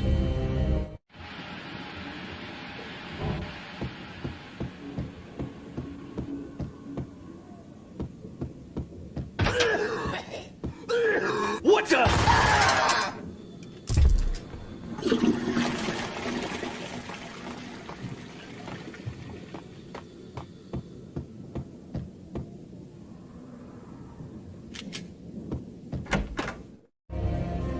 The hotel bar was fast developing quite a history. True to his words, Frankie was there, having a beer. Jesus Christ. How the hell did you get loose? Got bored waiting. Thought, what the hell, we could just as well finish this here.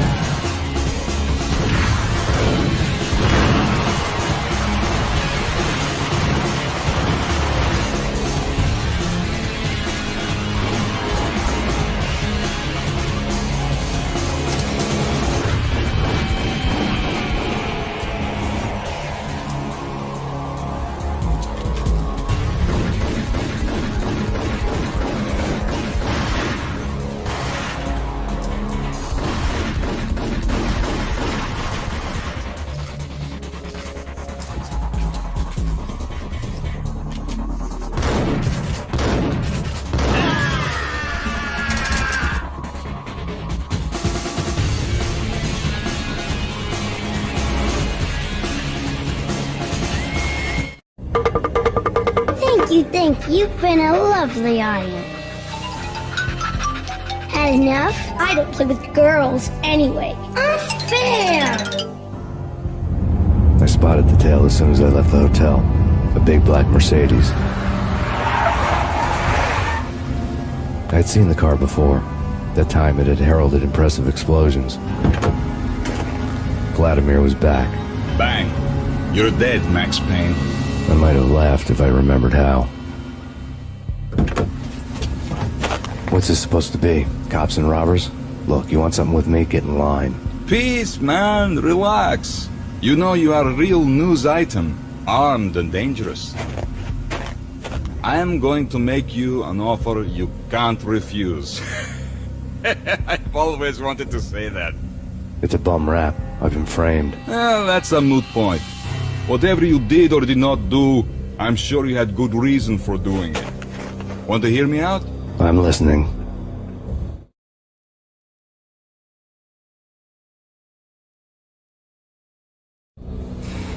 Punchinello messing with V is bad for business all around. But that's not all. There is this guy, Boris Time, used to pull jobs for me. He's the captain of the cargo ship Charon. Now the bastard turncoat has gone over to the other side, Punchinello's. The ship's loaded with high-res hardware, guns, my business.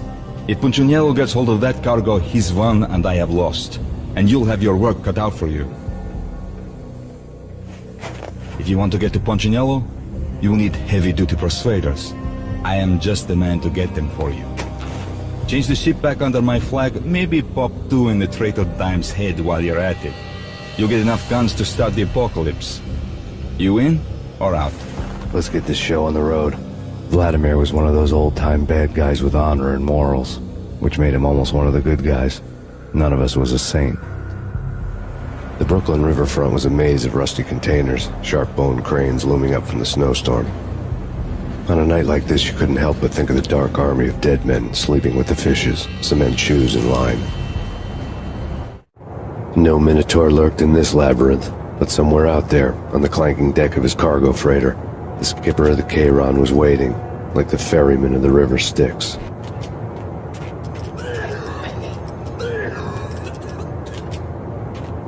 Hold it!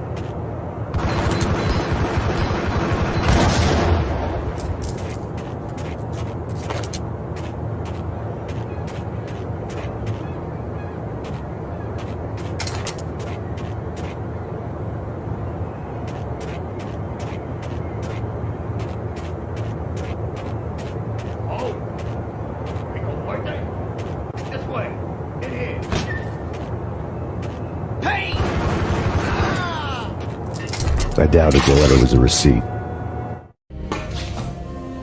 Rico Muerte had come to town to do more than just sort out family troubles. Exhibits number 1, 2, and 3. A briefcase of money, a sniper rifle, and an envelope with one word neatly printed on a folded piece of expensive paper. Mayor. It didn't sound like a mafia contract at all. It was too cold and too to the point.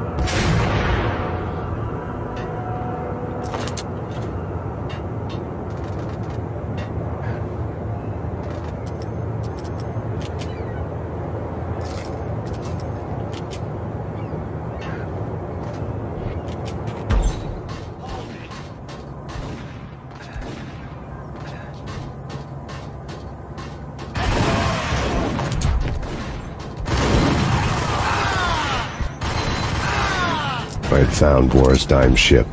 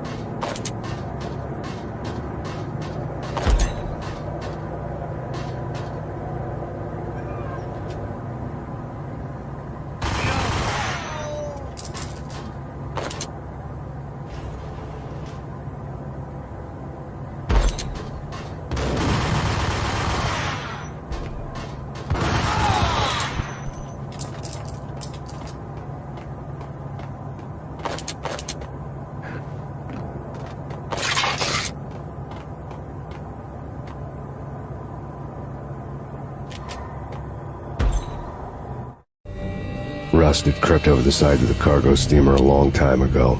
Boris Dime would be on board. I'd have to smoke half of his crew to even get near the gangplank. Guns were probably being kept in the hold, buried amidst the rats and oily water.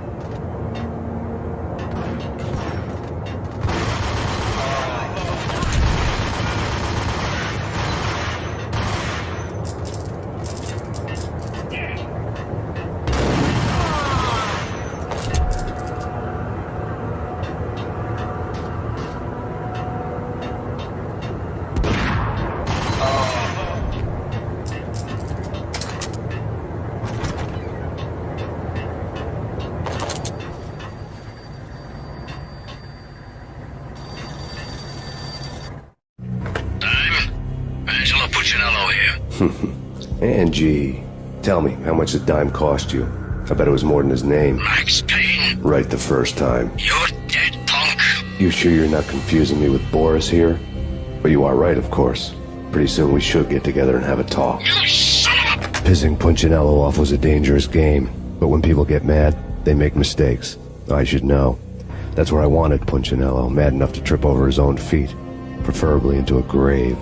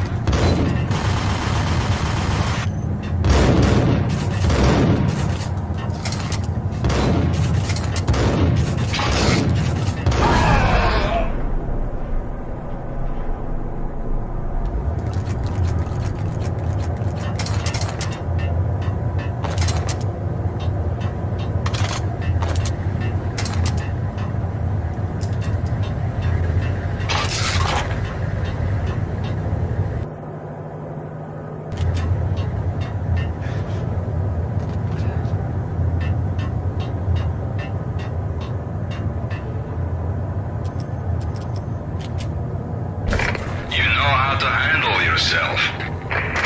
Anybody who says different is calling me a liar. Glad of you here. Collect all the guns and ammo you want. Meet me on the bridge afterwards.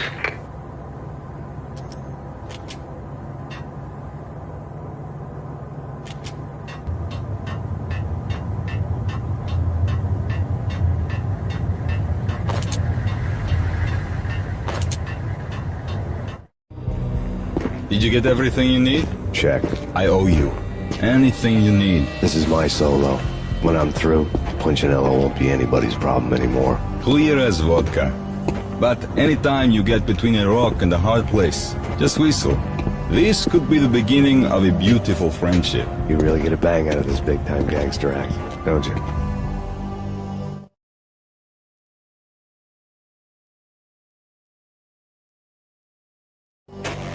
Even with all this firepower, I figured I couldn't get to Punchinello at his manor. I could only hope that he wouldn't pass a chance to hear me beg to see he's won. This is Max Payne. I want to cut a deal.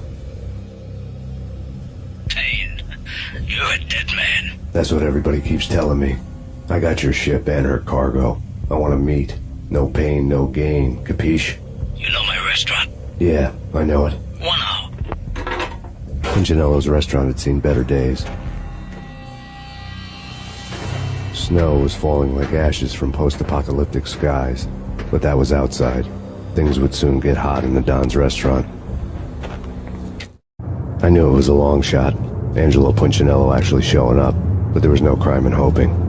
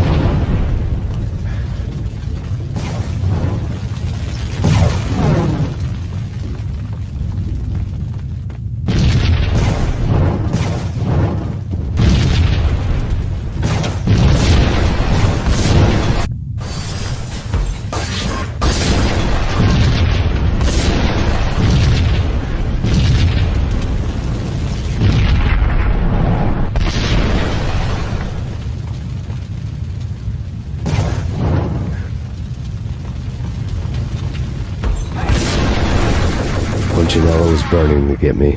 The feeling was mutual. He was trying to put out my flames with gasoline.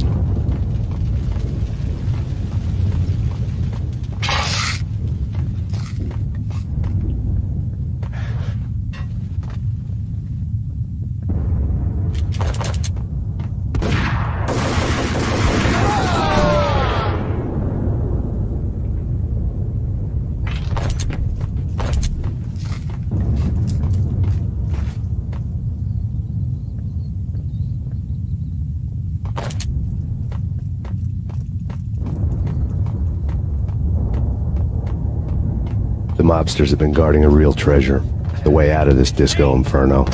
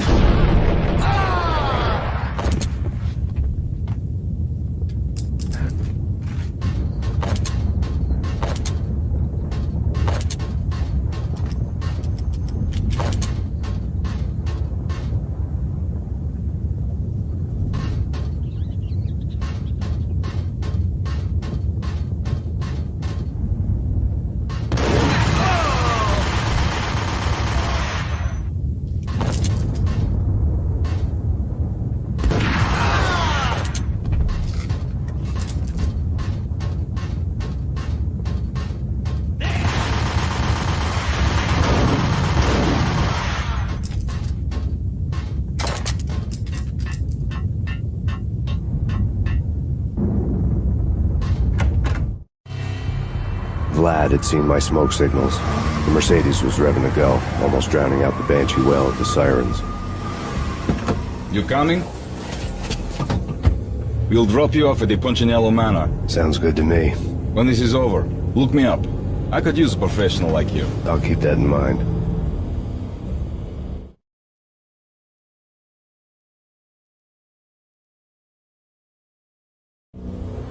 The night groaned with cold. The garden lights flickered nervously. In their light, the falling snow was dead white before the darkness ate it up. I had heard the stories. The trio were mad dogs. They'd have hung the heads of their enemies over the manor gates if the capo had only let them. Punchinello wanted pain. He'd see the pain. The trick in my situation was that there was no trick, no matter what the movies tell you. No rules, no secret mantra, no roadmap. It wasn't about how smart or how good you were. It was chaos and luck, and anyone who thought different was a fool. All you could do was to hang on madly, as long and as hard as you could. Someone had graciously left the back door open for me and killed the guards. My money was on Mona. I knew the trio would be standing between me and Punchinello. I had read their rap sheets, thick as phone books. No one would be walking out of here alive. The numbing cold of the broken night had followed me in. Upstairs, the trio tangoed down the manor halls to the silent rhythm of their murderous hearts. The blood of their victims rust on their lips. Vince Mugnano, Pilot Providence, a.k.a. Big Brother, and Joe Deadpan Salem. The pistol was a frozen lump in my hand, piercing the skin, gnawing me to the bone.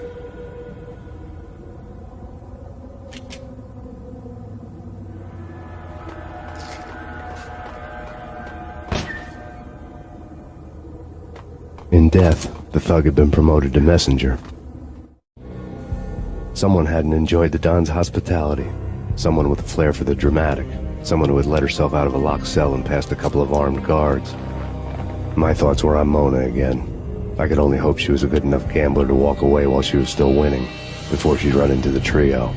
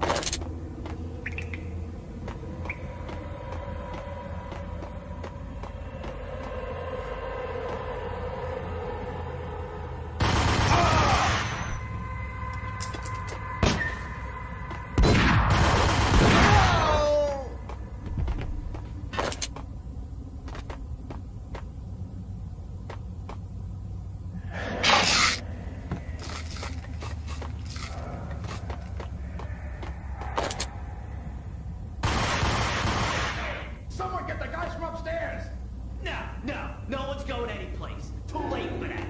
He walks in, we waste him. Benny and Joe and Pilot won't get the credit for this kill.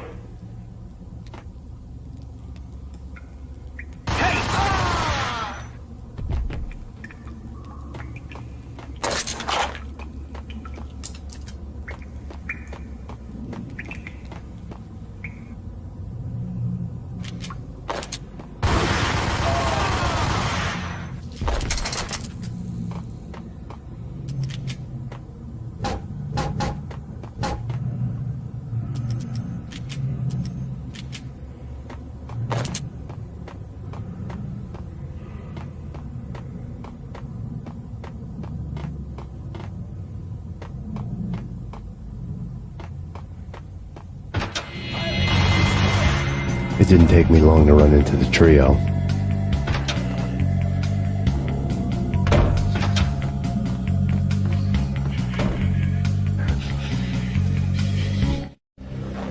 The word on Lisa Punchinello was that she was a bit of a witch. The tarot cards on the kitchen table fit the picture. They weren't my kind of cards, but I was willing to take a crack at the hand Mrs. Punchinello had dealt. The first card was the Tower. Maybe that was supposed to be the manor. It got easy after that. The devil was the master of the house, and death was me, coming for him.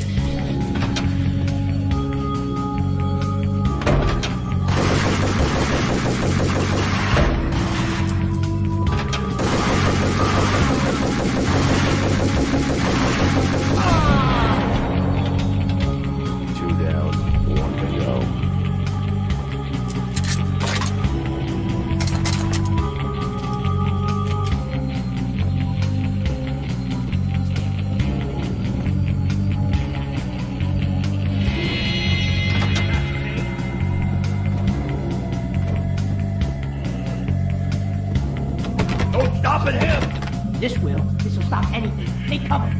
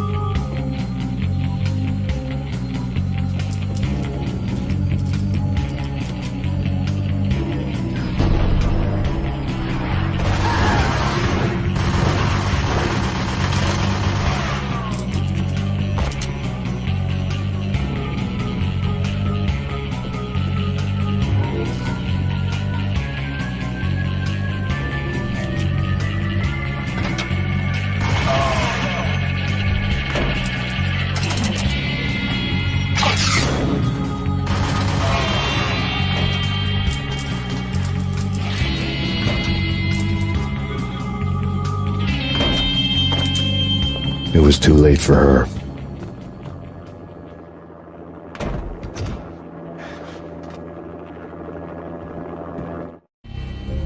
You're a real angel, Max. I couldn't tell whether it was Mona or her sister. The body was a mess. The sick bastard had really gotten a kick out of it.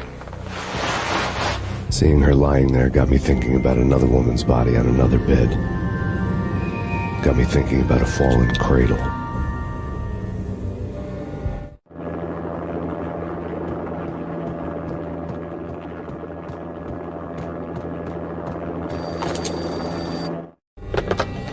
Max Payne. Talk to me.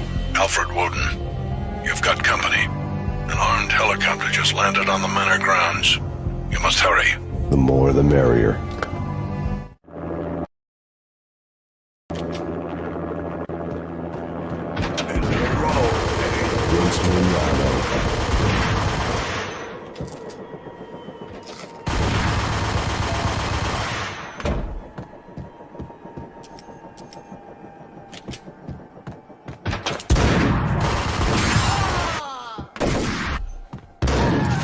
Punchinello's trio was done for.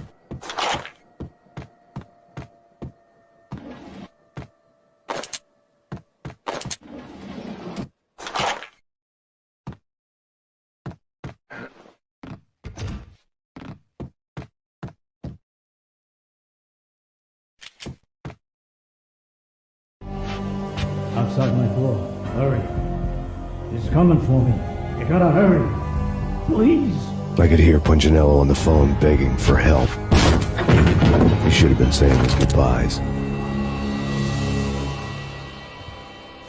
Punchinello was a pushover. The moment I stepped into the room, he folded like a deuce before a royal flush. No, wait. I was just doing what I was told. I couldn't refuse. She's someone high up. Government, maybe. I don't know. He was trying to buy more sand for his hourglass. I wasn't selling any.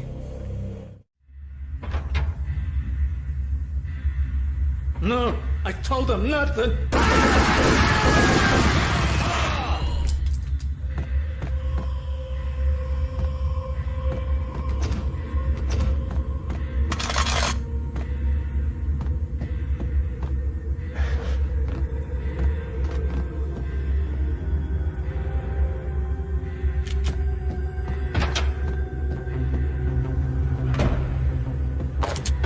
Drop it.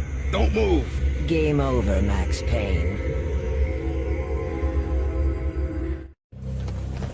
I could tell when I was outgunned. It was time to take another beating. The mystery witch was a real barracuda. Trouble on dagger heels, a smoking assault rifle in her hand, and an army of killer suits behind her. How sweet. I get to kill two birds with one stone. Sooner or later, it was going to catch up with you. Mr. Payne, it's time to show you the benefits of my brew. Be a good boy now. You'd find that Lady Luck was really a hooker. You were fresh out of cash. Gentlemen, we're done here. Take me to Cold Steel. She had just given me an OD of Valkyr. I could feel green fire eating my brains. They turned to steam. They did a fade on me. I'd never had a chance.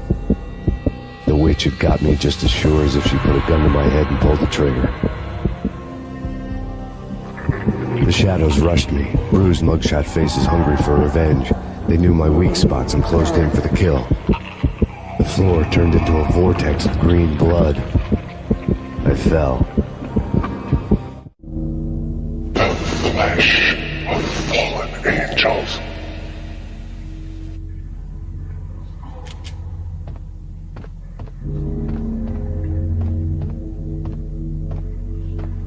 Who's there? Max? Max, is that you? Max? Where are you, Max? Please. No, please, Max, no. I'm sorry. Please don't, Max, no. Max? Where are you, Max? Please. The letter was staring at me. There was something disturbingly familiar about the letter before me. The handwriting was all pretty curves. You're in a graphic novel. The truth split my skull open, a glaring green light washing the lies away. All of my past was just fragmented still shots, words hanging in the air like balloons. I was in a graphic novel. Funny as hell. It was the most horrible thing I could think of.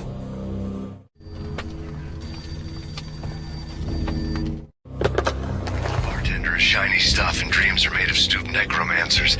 He sings like a banana wrist, having strayed too close to the constellations on their shaved skulls. There was a bad line in a prank call. Someone spouting insane babble. I couldn't make sense of it. But I had an overwhelming sense of deja vu, and the caller's voice sounded oddly familiar.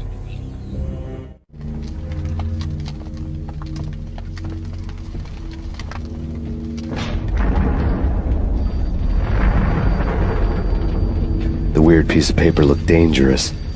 There was something disturbingly familiar about the letter before me. The handwriting was all pretty curves. You're in a computer game, Max. The truth was a burning green crack through my brain, weapon statistics hanging in the air glimpsed out of the corner of my eye, endless repetition of the act of shooting, time slowing down to show off my moves, the paranoid feel of someone controlling my every step. I was in a computer game. Funny as hell, it was the most horrible thing I could think of.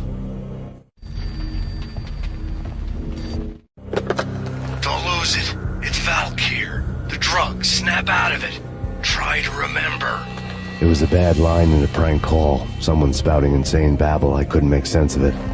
But I had an overwhelming sense of deja vu, and the caller's voice sounded oddly familiar.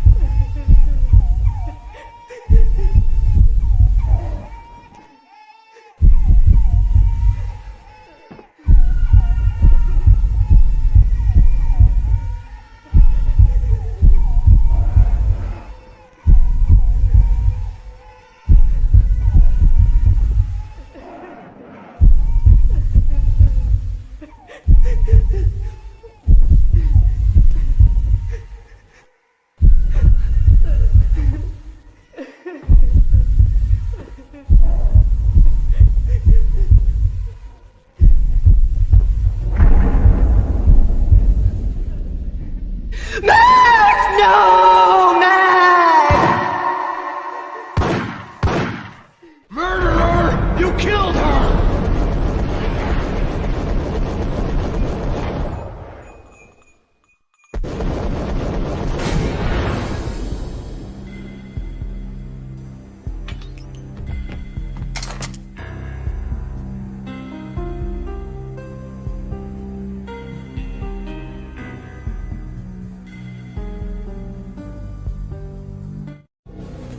Max, something happened at the office today.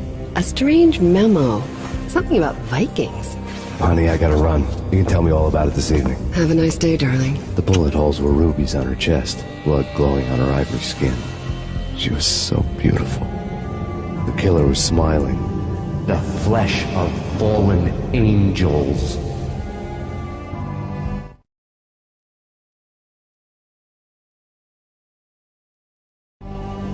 Slowly, the green nightmare faded, leaving dark stains on my soul that would never come off. I felt like flatlining. I was all shook up.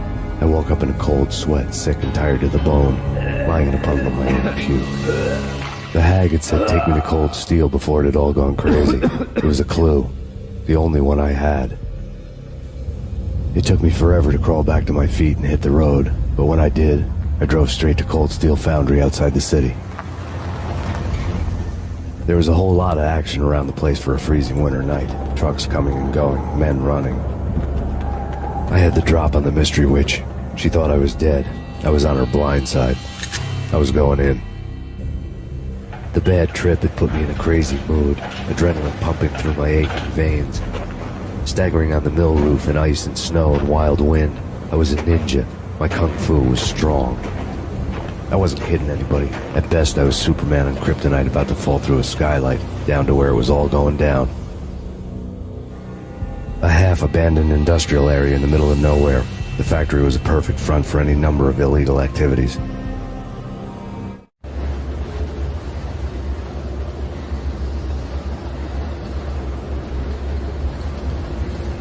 In the belly of the plant, molten metal boiled and bubbled like a witch's brew.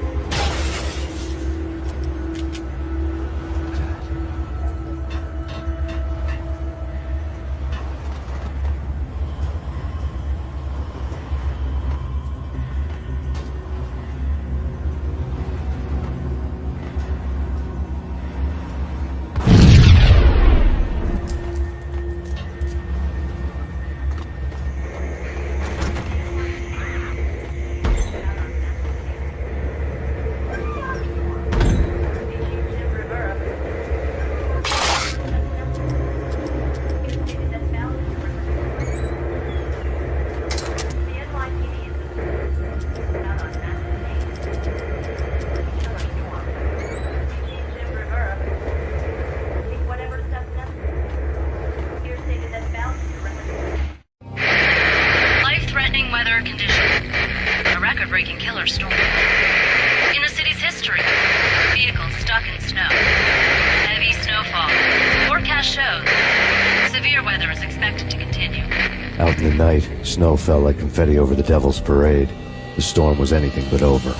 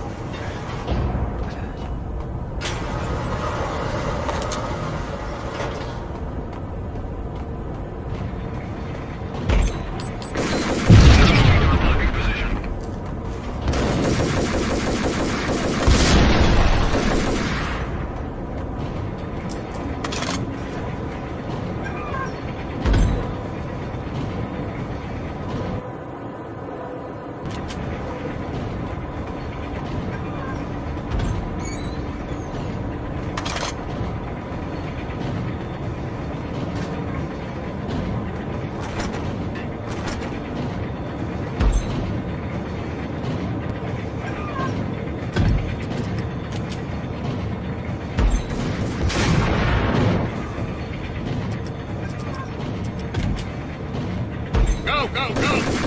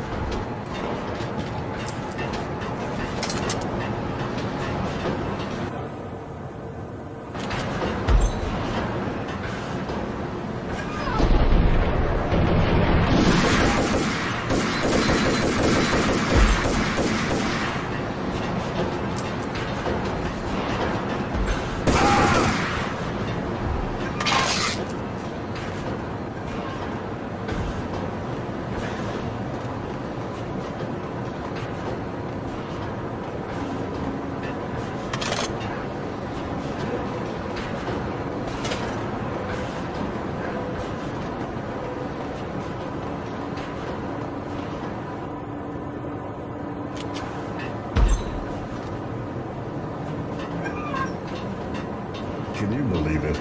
I bet they sleep with their rifles. I bet they've given them names. I guess. So...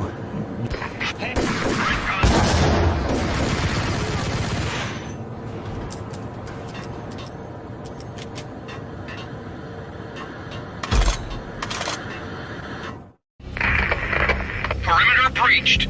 The facility has been compromised. Repeat, the Deep Six has been compromised. Initiate Operation Deadeye. The walkie-talkie military lingo could mean only one thing.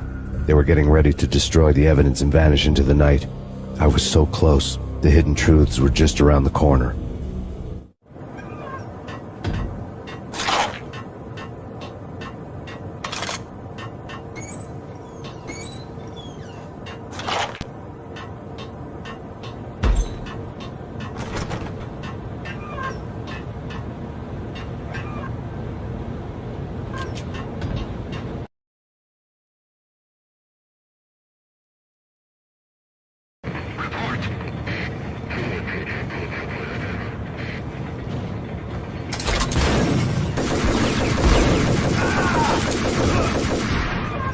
The folder on the table told a grim tale.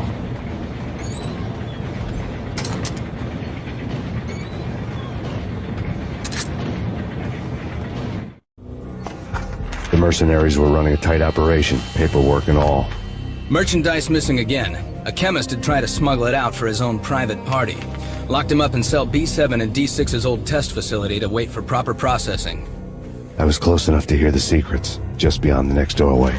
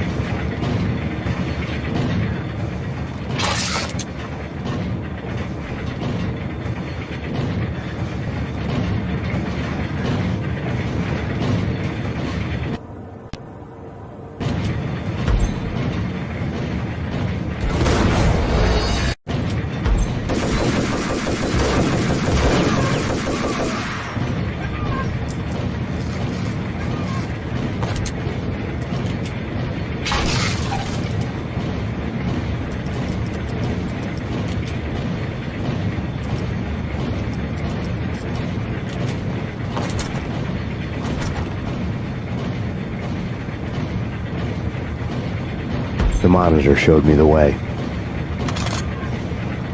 Processing diagrams filled the control room screens, all but one. An elevator titled D6 on one of the screens, somewhere onwards, past rows of ovens, in the core of the plant.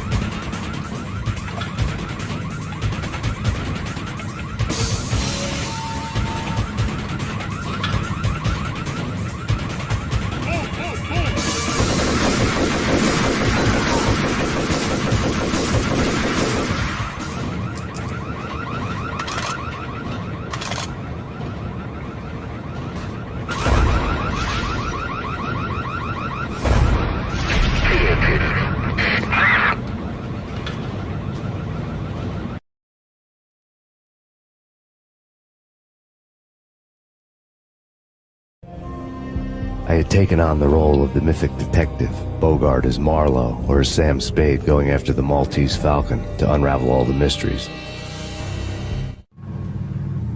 Following a path of clues to that final revelation, even if it would take me down to the cold, cavernous depths of a grave.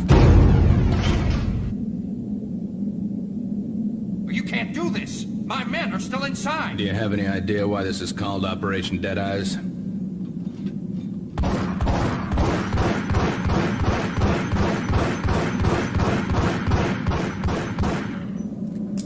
I think he's dead already. Let's do it.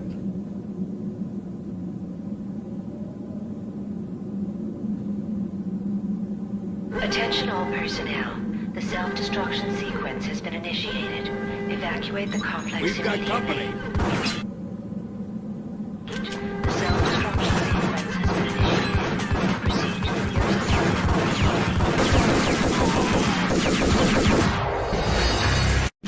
The self-destruction sequence has been initiated. Proceed to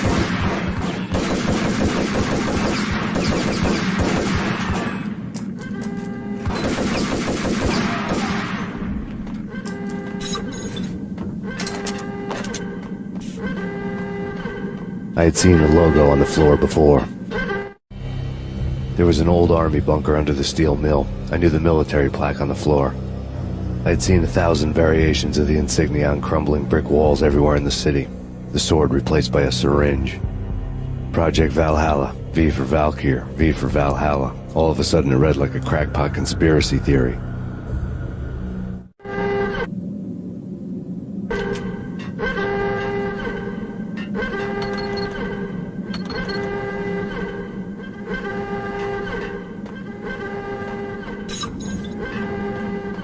Abort! Abort! The self-destruction sequence...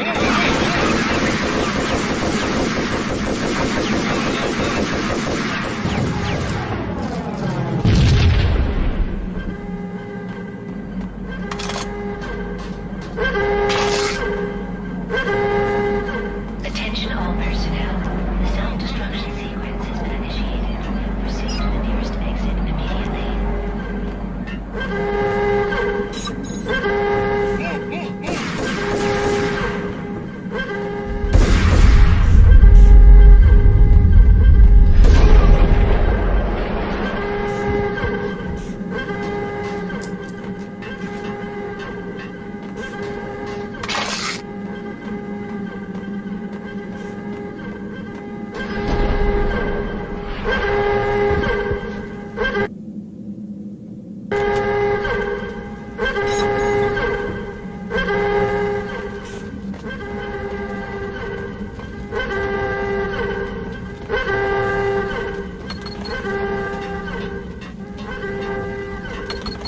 Like everything else in the Valkyr case, the door code was a mystery to me.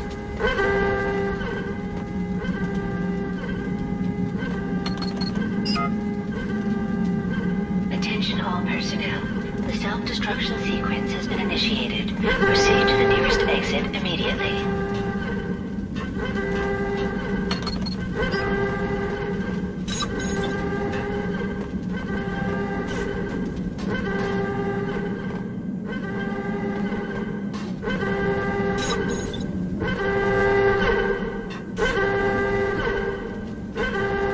The chemist had been using the workstation when he died. The half-life of the lab rat had ended online, his password blinking on the screen. 665, the neighbor of the beast.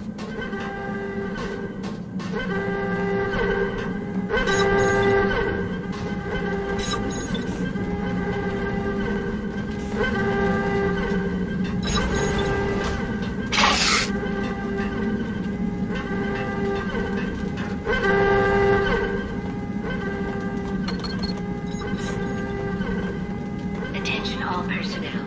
The self-destruction sequence has been initiated. Proceed to the nearest exit immediately.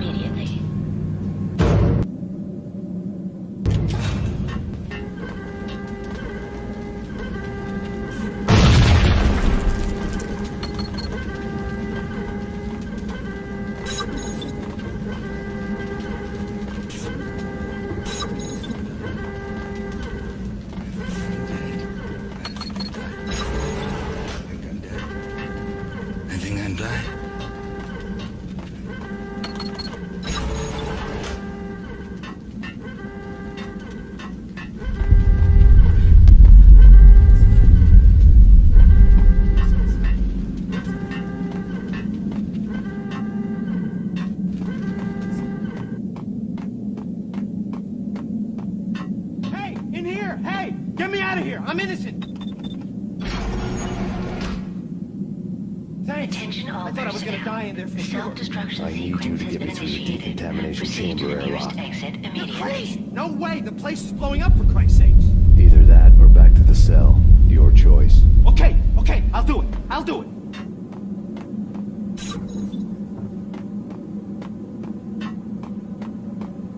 Please, we gotta go now. There's no time.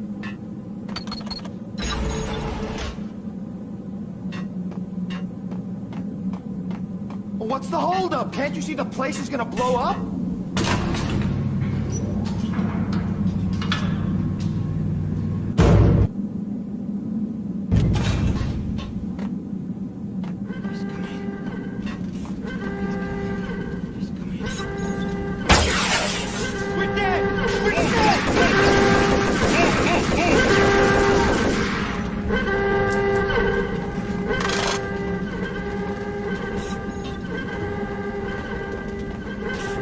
Attention all personnel.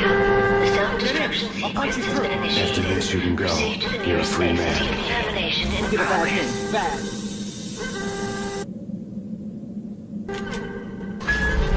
Decontamination code.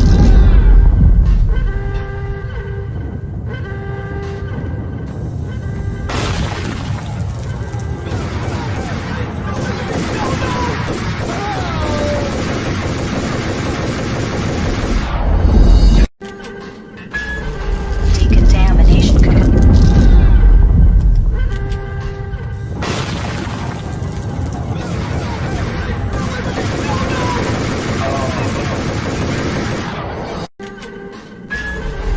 Decontamination code.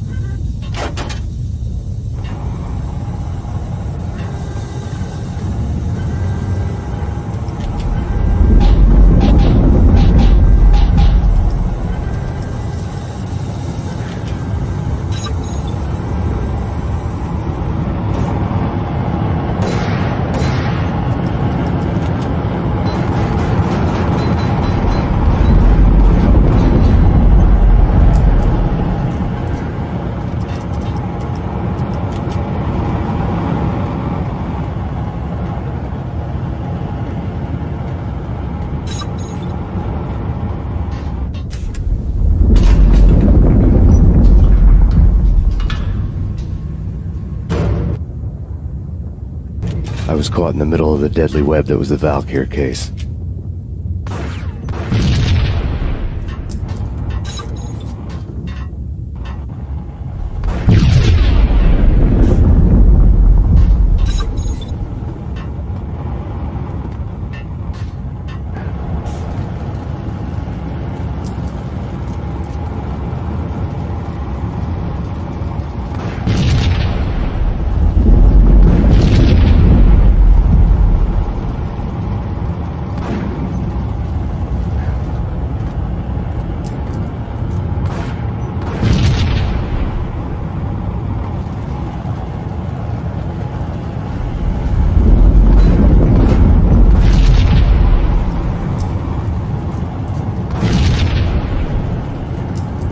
One of the lab terminals had the project.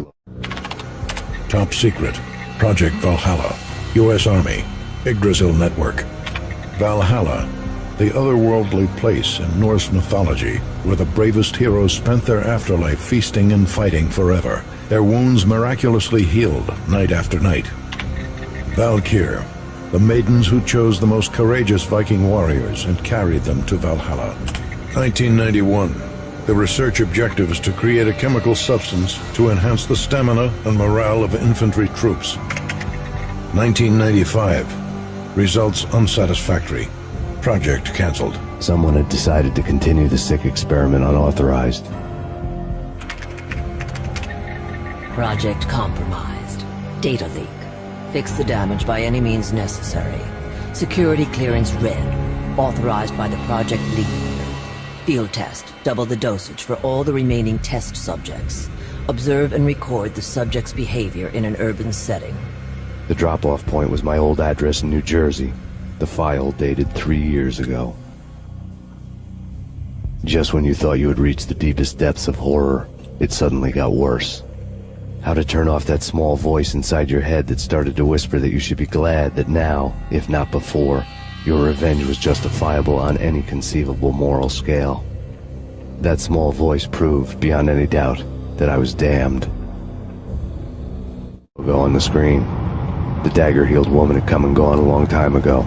There was nothing more for me here. The bunker's name was acting as a self-fulfilling prophecy.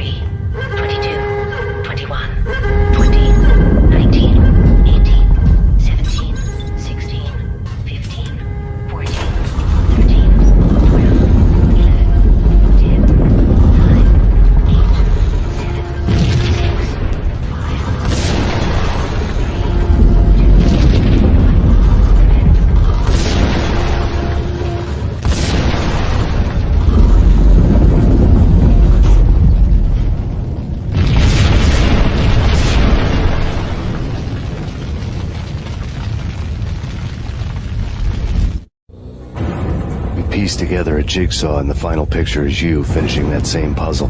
A mad, green-eyed killer standing behind you. An urban legend come true.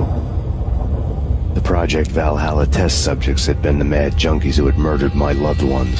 The rest was simple body count math. It all pointed to her. Ms. Valkyr. The factory went up in a fiery inferno behind me. All my leads were dead, turned to smoke and dust. I'd lost my way. I hadn't slept in a million years.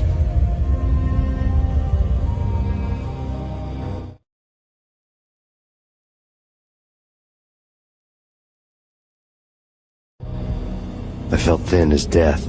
I've been living on an endless supply of week-old donuts. They were fuel for this crazy furnace inside my head. I couldn't remember when I had last seen the sun. I was on a permanent graveyard shift. When the darkness fell, New York City became something else. Any old Sinatra song notwithstanding.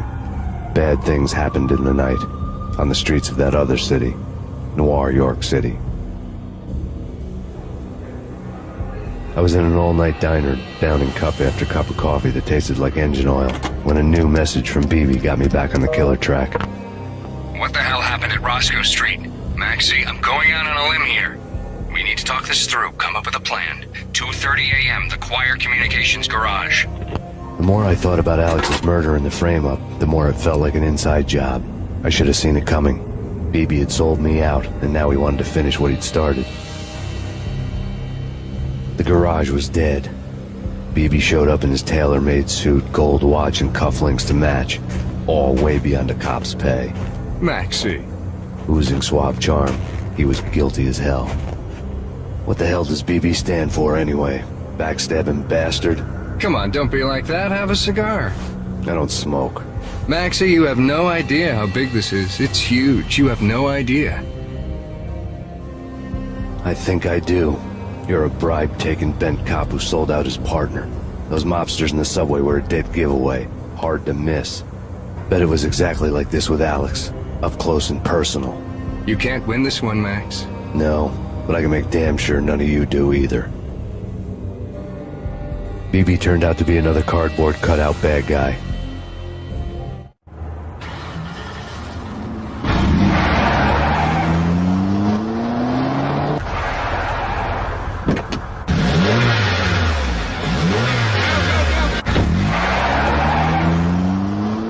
A bad cop on the take. A cowardly right-hand man fleeing from the scene, leaving his paid thugs to do his dirty work.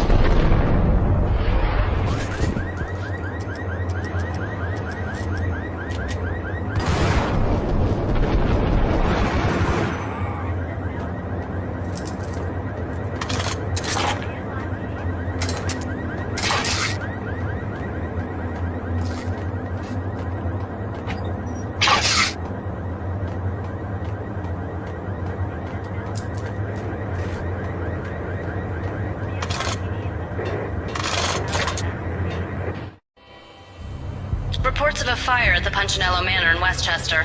The manor is the home of Angelo Punchinello, the alleged head of the Punchinello crime family. The police are now saying, contrary to their earlier statements, that Max Payne is still alive and at large. He continues his vendetta against the Mafia, of which this last act of arson is attributed to. I had no recollection of setting any fires, but I did remember the flames.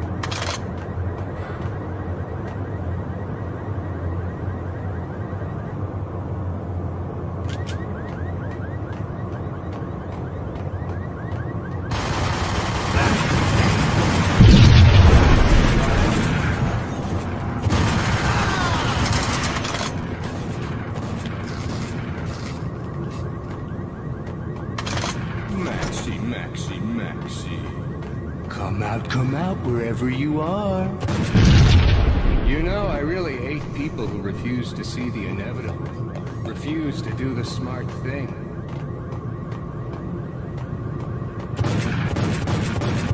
No, I must do the right thing.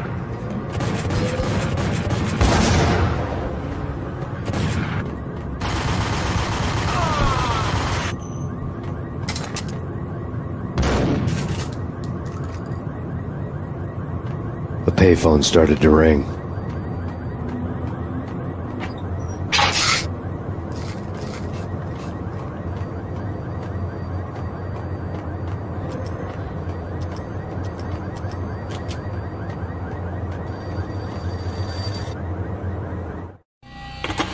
Yeah. Max Payne? Whatever does it for you. This is Alfred Woden. I can give you the name of your enemy. Come to the Asgard building presently. We are expecting you.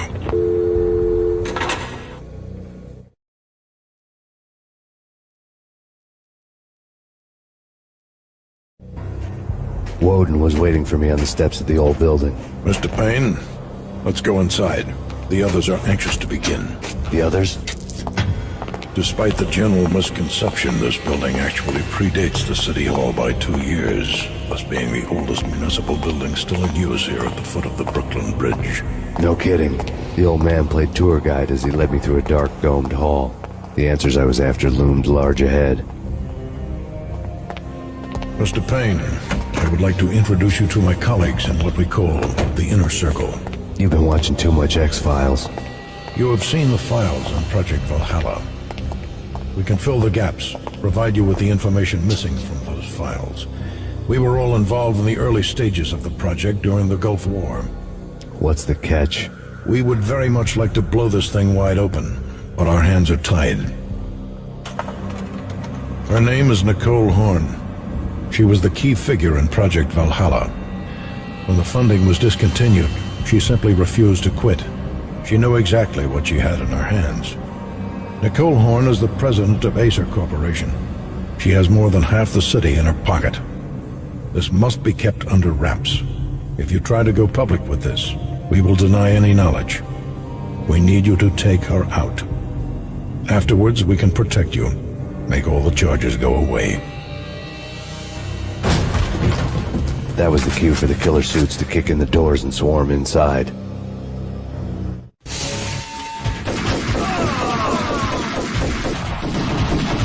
It was an impressive floor show, but I decided to leave early anyway. It was only a one-story fall. Lucky me.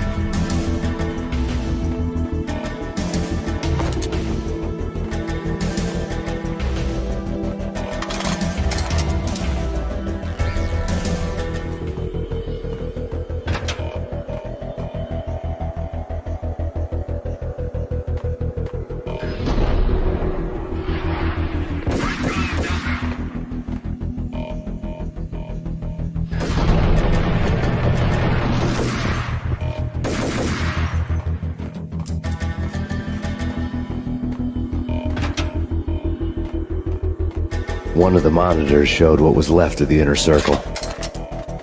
Cover me. I'm going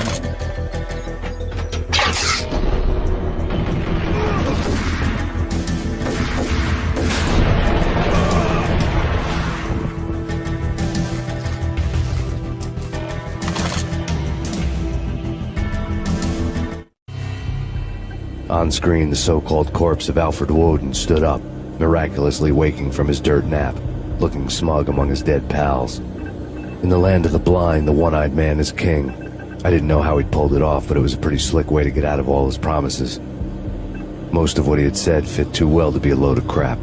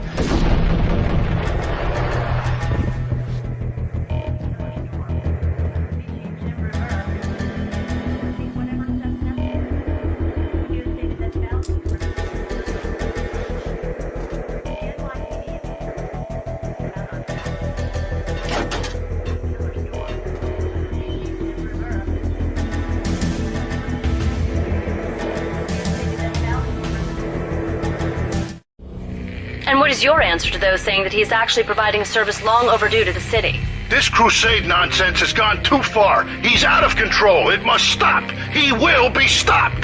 That was Deputy Chief Jim Rivera from the New York City Police Department.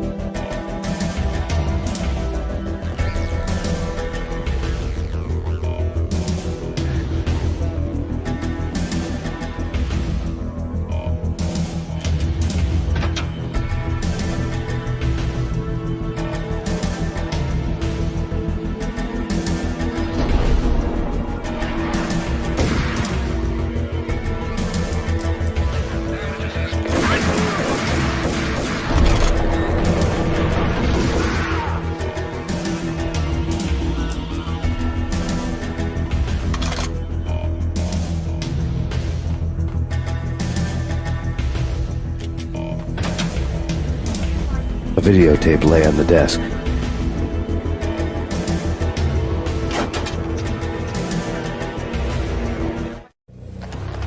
Nicole Horn had blackmailed the inner circle into silence.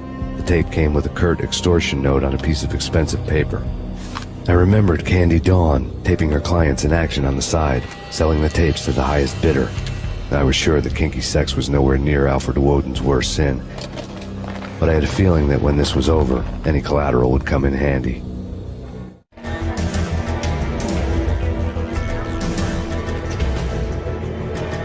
Woden had left me a present. Nothing seems to stop Acer Corporation's phenomenal victory march. Incredibly, the stocks are still rocketing. Worried experts already see a danger in the company's success. Some have gone as far as to say that Acer Corporation is about to become an even bigger monopoly than Microsoft ever was.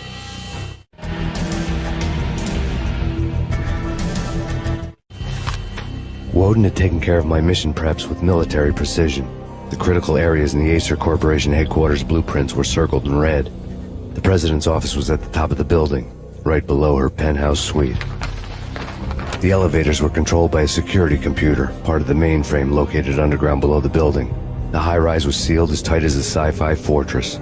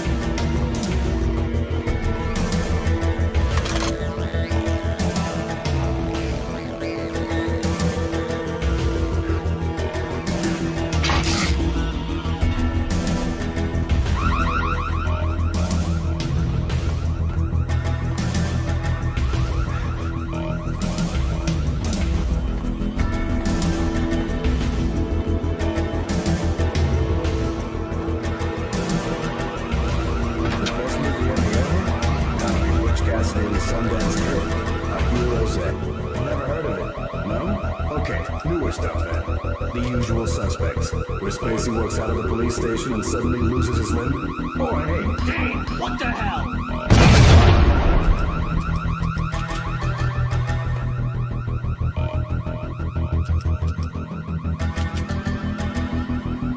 Yo, what the?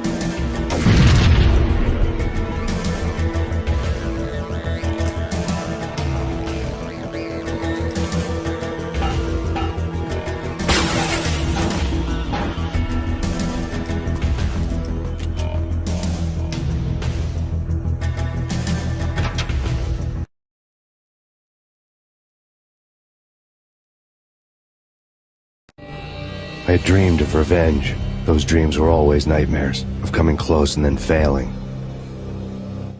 Now I was close. I had a name to guide me, Nicole Horn. I had nothing to lose.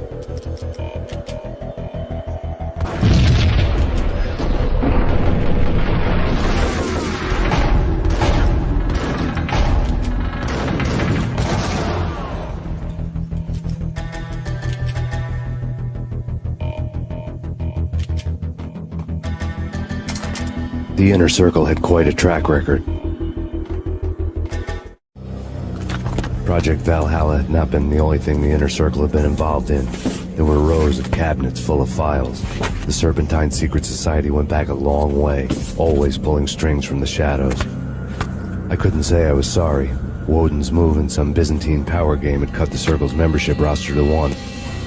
The old man wanted me on cleanup duty. It was my mess, too.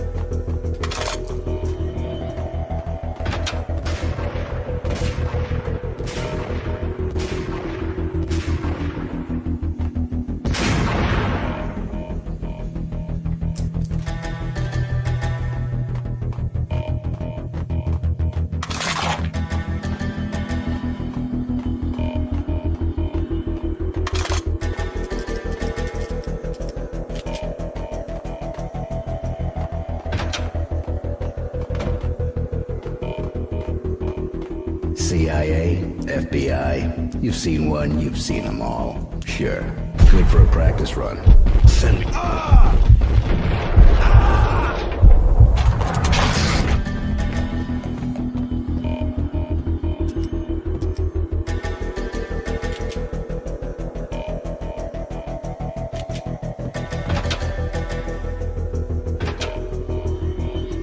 Take him down. Shoot to kill.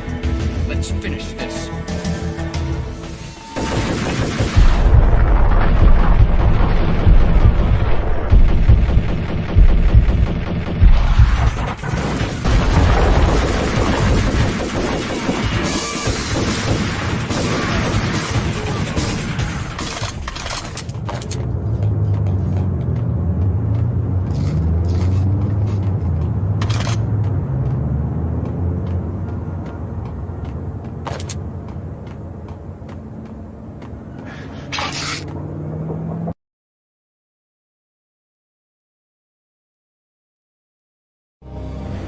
Mine wasn't the most original approach to the problem.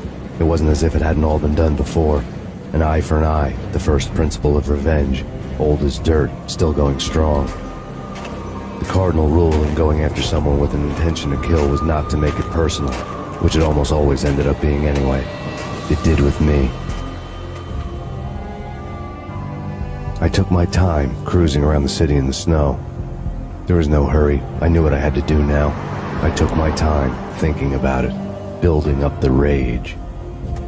When I was ready, I parked the stolen wheels at the front entrance of the Acer Corporation headquarters.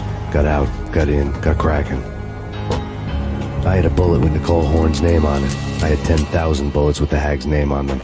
She had ultra-high-tech security systems, enough mercenaries and weaponry to start World War III. There was no fear. New York disappeared behind a veil of snow. I had crossed the threshold. This was her domain, sleek and sexy and soulless, all glass and steel. A place of color-coded security key cards, metal detectors, and surveillance systems.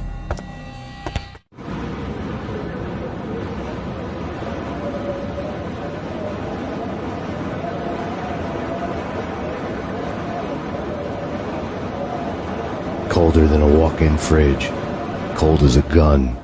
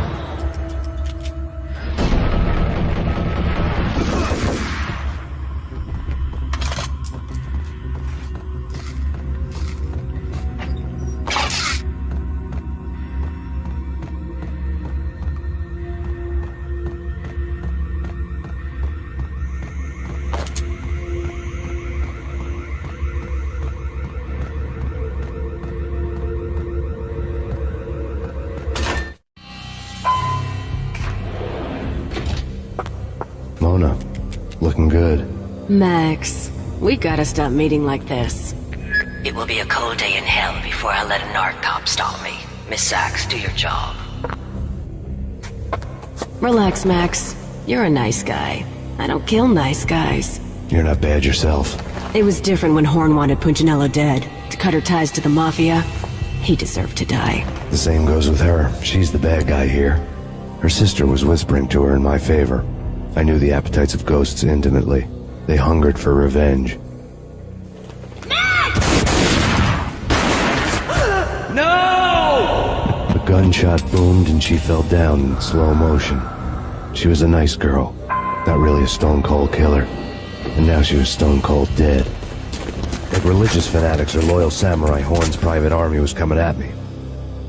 Request assistance.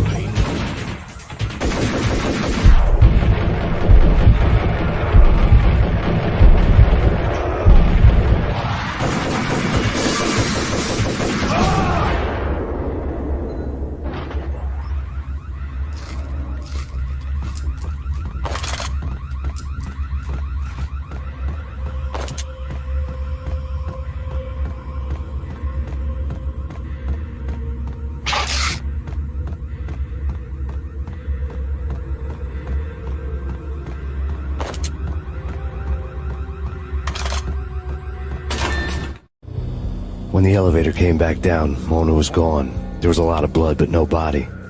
Something clicked for the final time.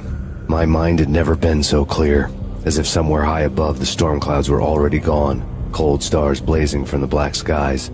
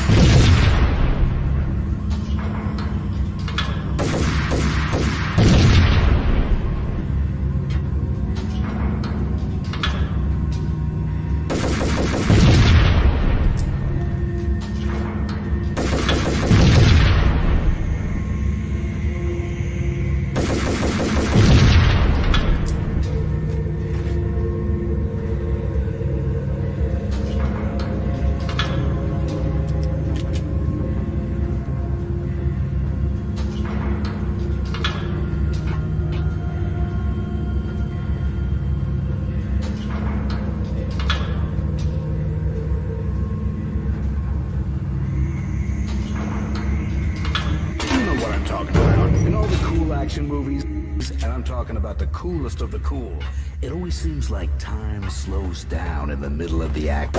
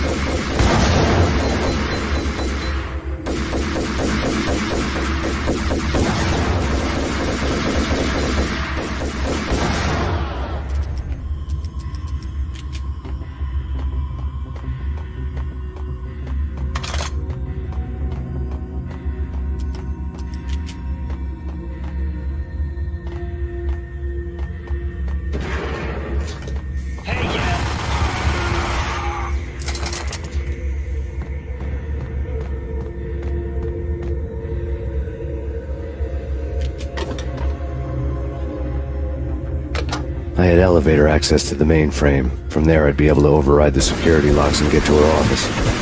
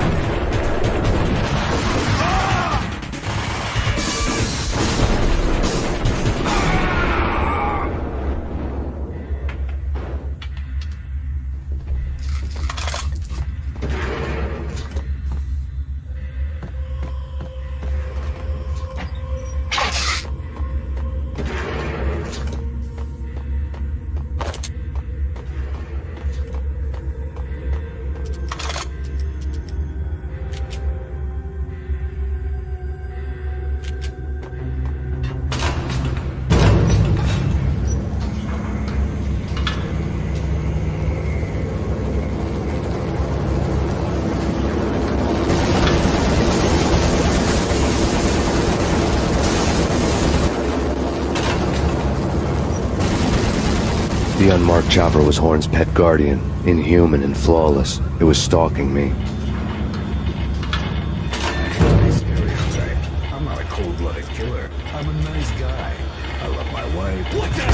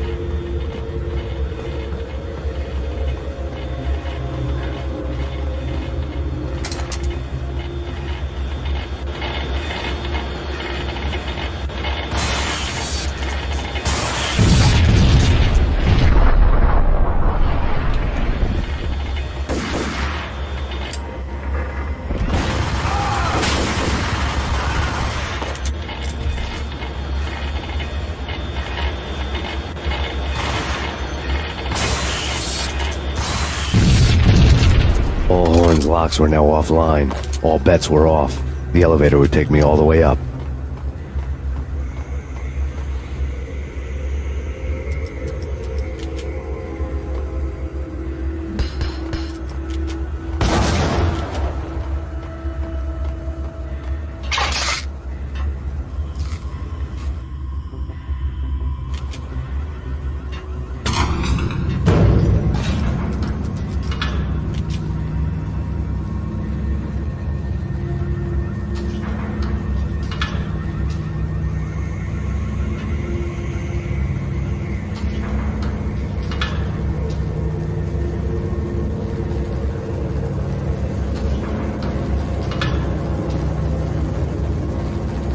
Seen from this height, the night seemed to stretch on to eternity.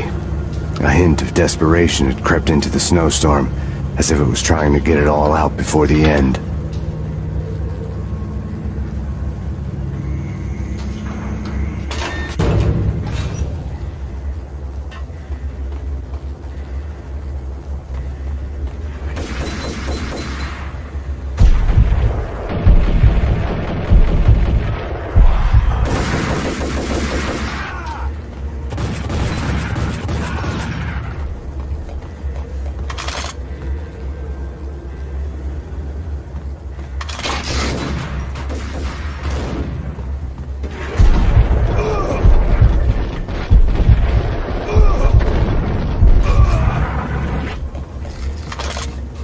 Horn's personal computer was on.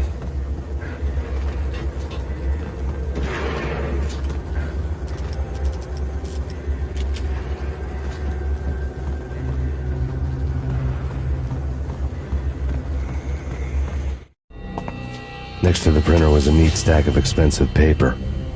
Hacking through Horn's computer would have unearthed files of criminal plans, strategies for world domination, spy helicopter reports, illegal wiretap recordings, internet porno, all of the above. Take your pick. I really didn't care anymore. I had seen too much of it already.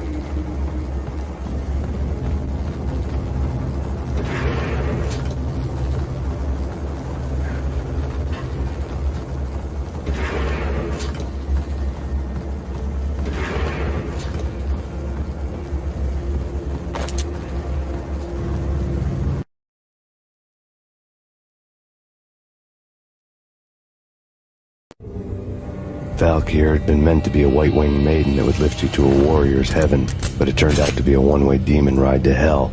The devil was in the drug. I knew. I had met him.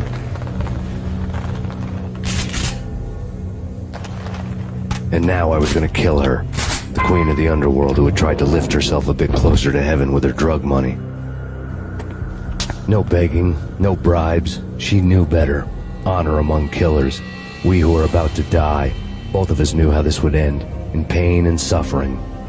All this because your wife stuck her nose into things that were none of her business. The cops were coming to take me away. The sirens were like a bad conscience I couldn't shake.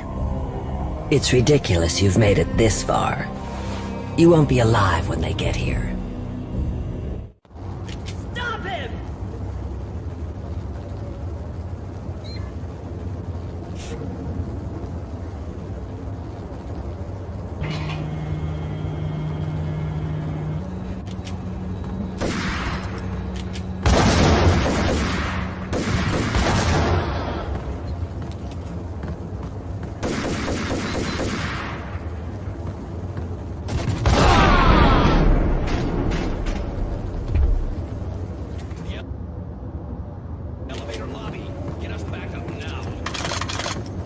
Max Payne, this is futile. A waste of time. The deaths of your wife and daughter were necessary. Inevitable. It is done. You cannot bring them back. Nothing you do will make it any better.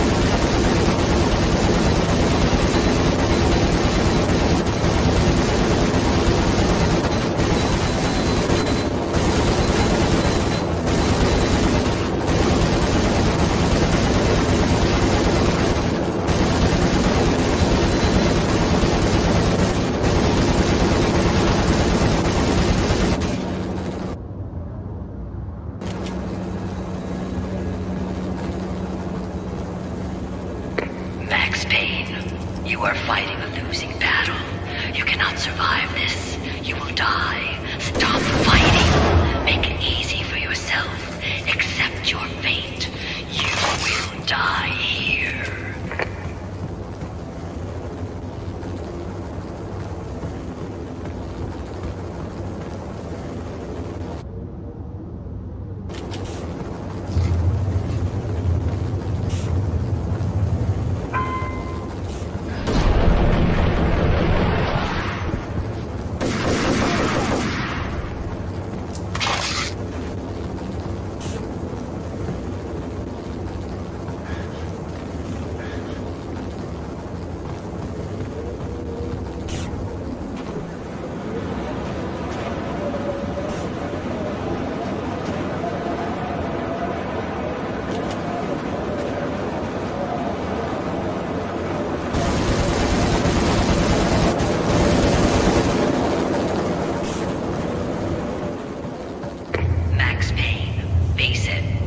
Against an unbeatable force. You have already lost. You have lost. Only death will set you free from your pain. Accept it. Surrender. Give up.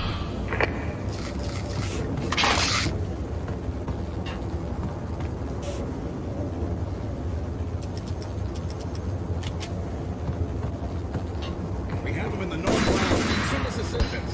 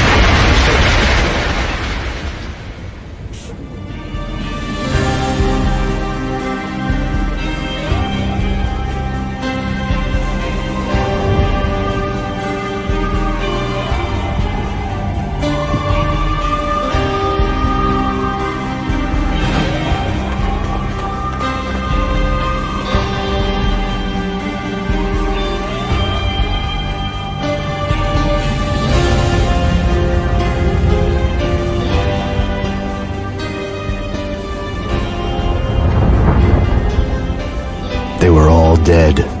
The final gunshot was an exclamation mark to everything that had led to this point. I released my finger from the trigger. And then it was all over. The storm seemed to lose its frenzy. The ragged clouds gave way to the stars above. Max Payne, this is Deputy Chief Jim Bravura from the NYPD. We've got the building surrounded. Throw down your weapons and lie down with your hands behind your head.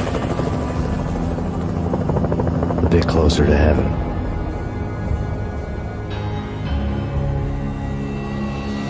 The cops' voices were distant and muted. Free! NYPD! Hold it right there! My ghosts released me from their haunting. Down below, New York City glittered like diamonds on black velvet. You gave us one hell of a ride. Take him down to Central Booking. You heard the man. Woden was there in the crowd, standing by the sidelines. It wouldn't be over till the man with the patch would say so. He'd say the right words. I knew he would. He'd better. Woden grinned smugly. It was the grin of a winner. That made two of us.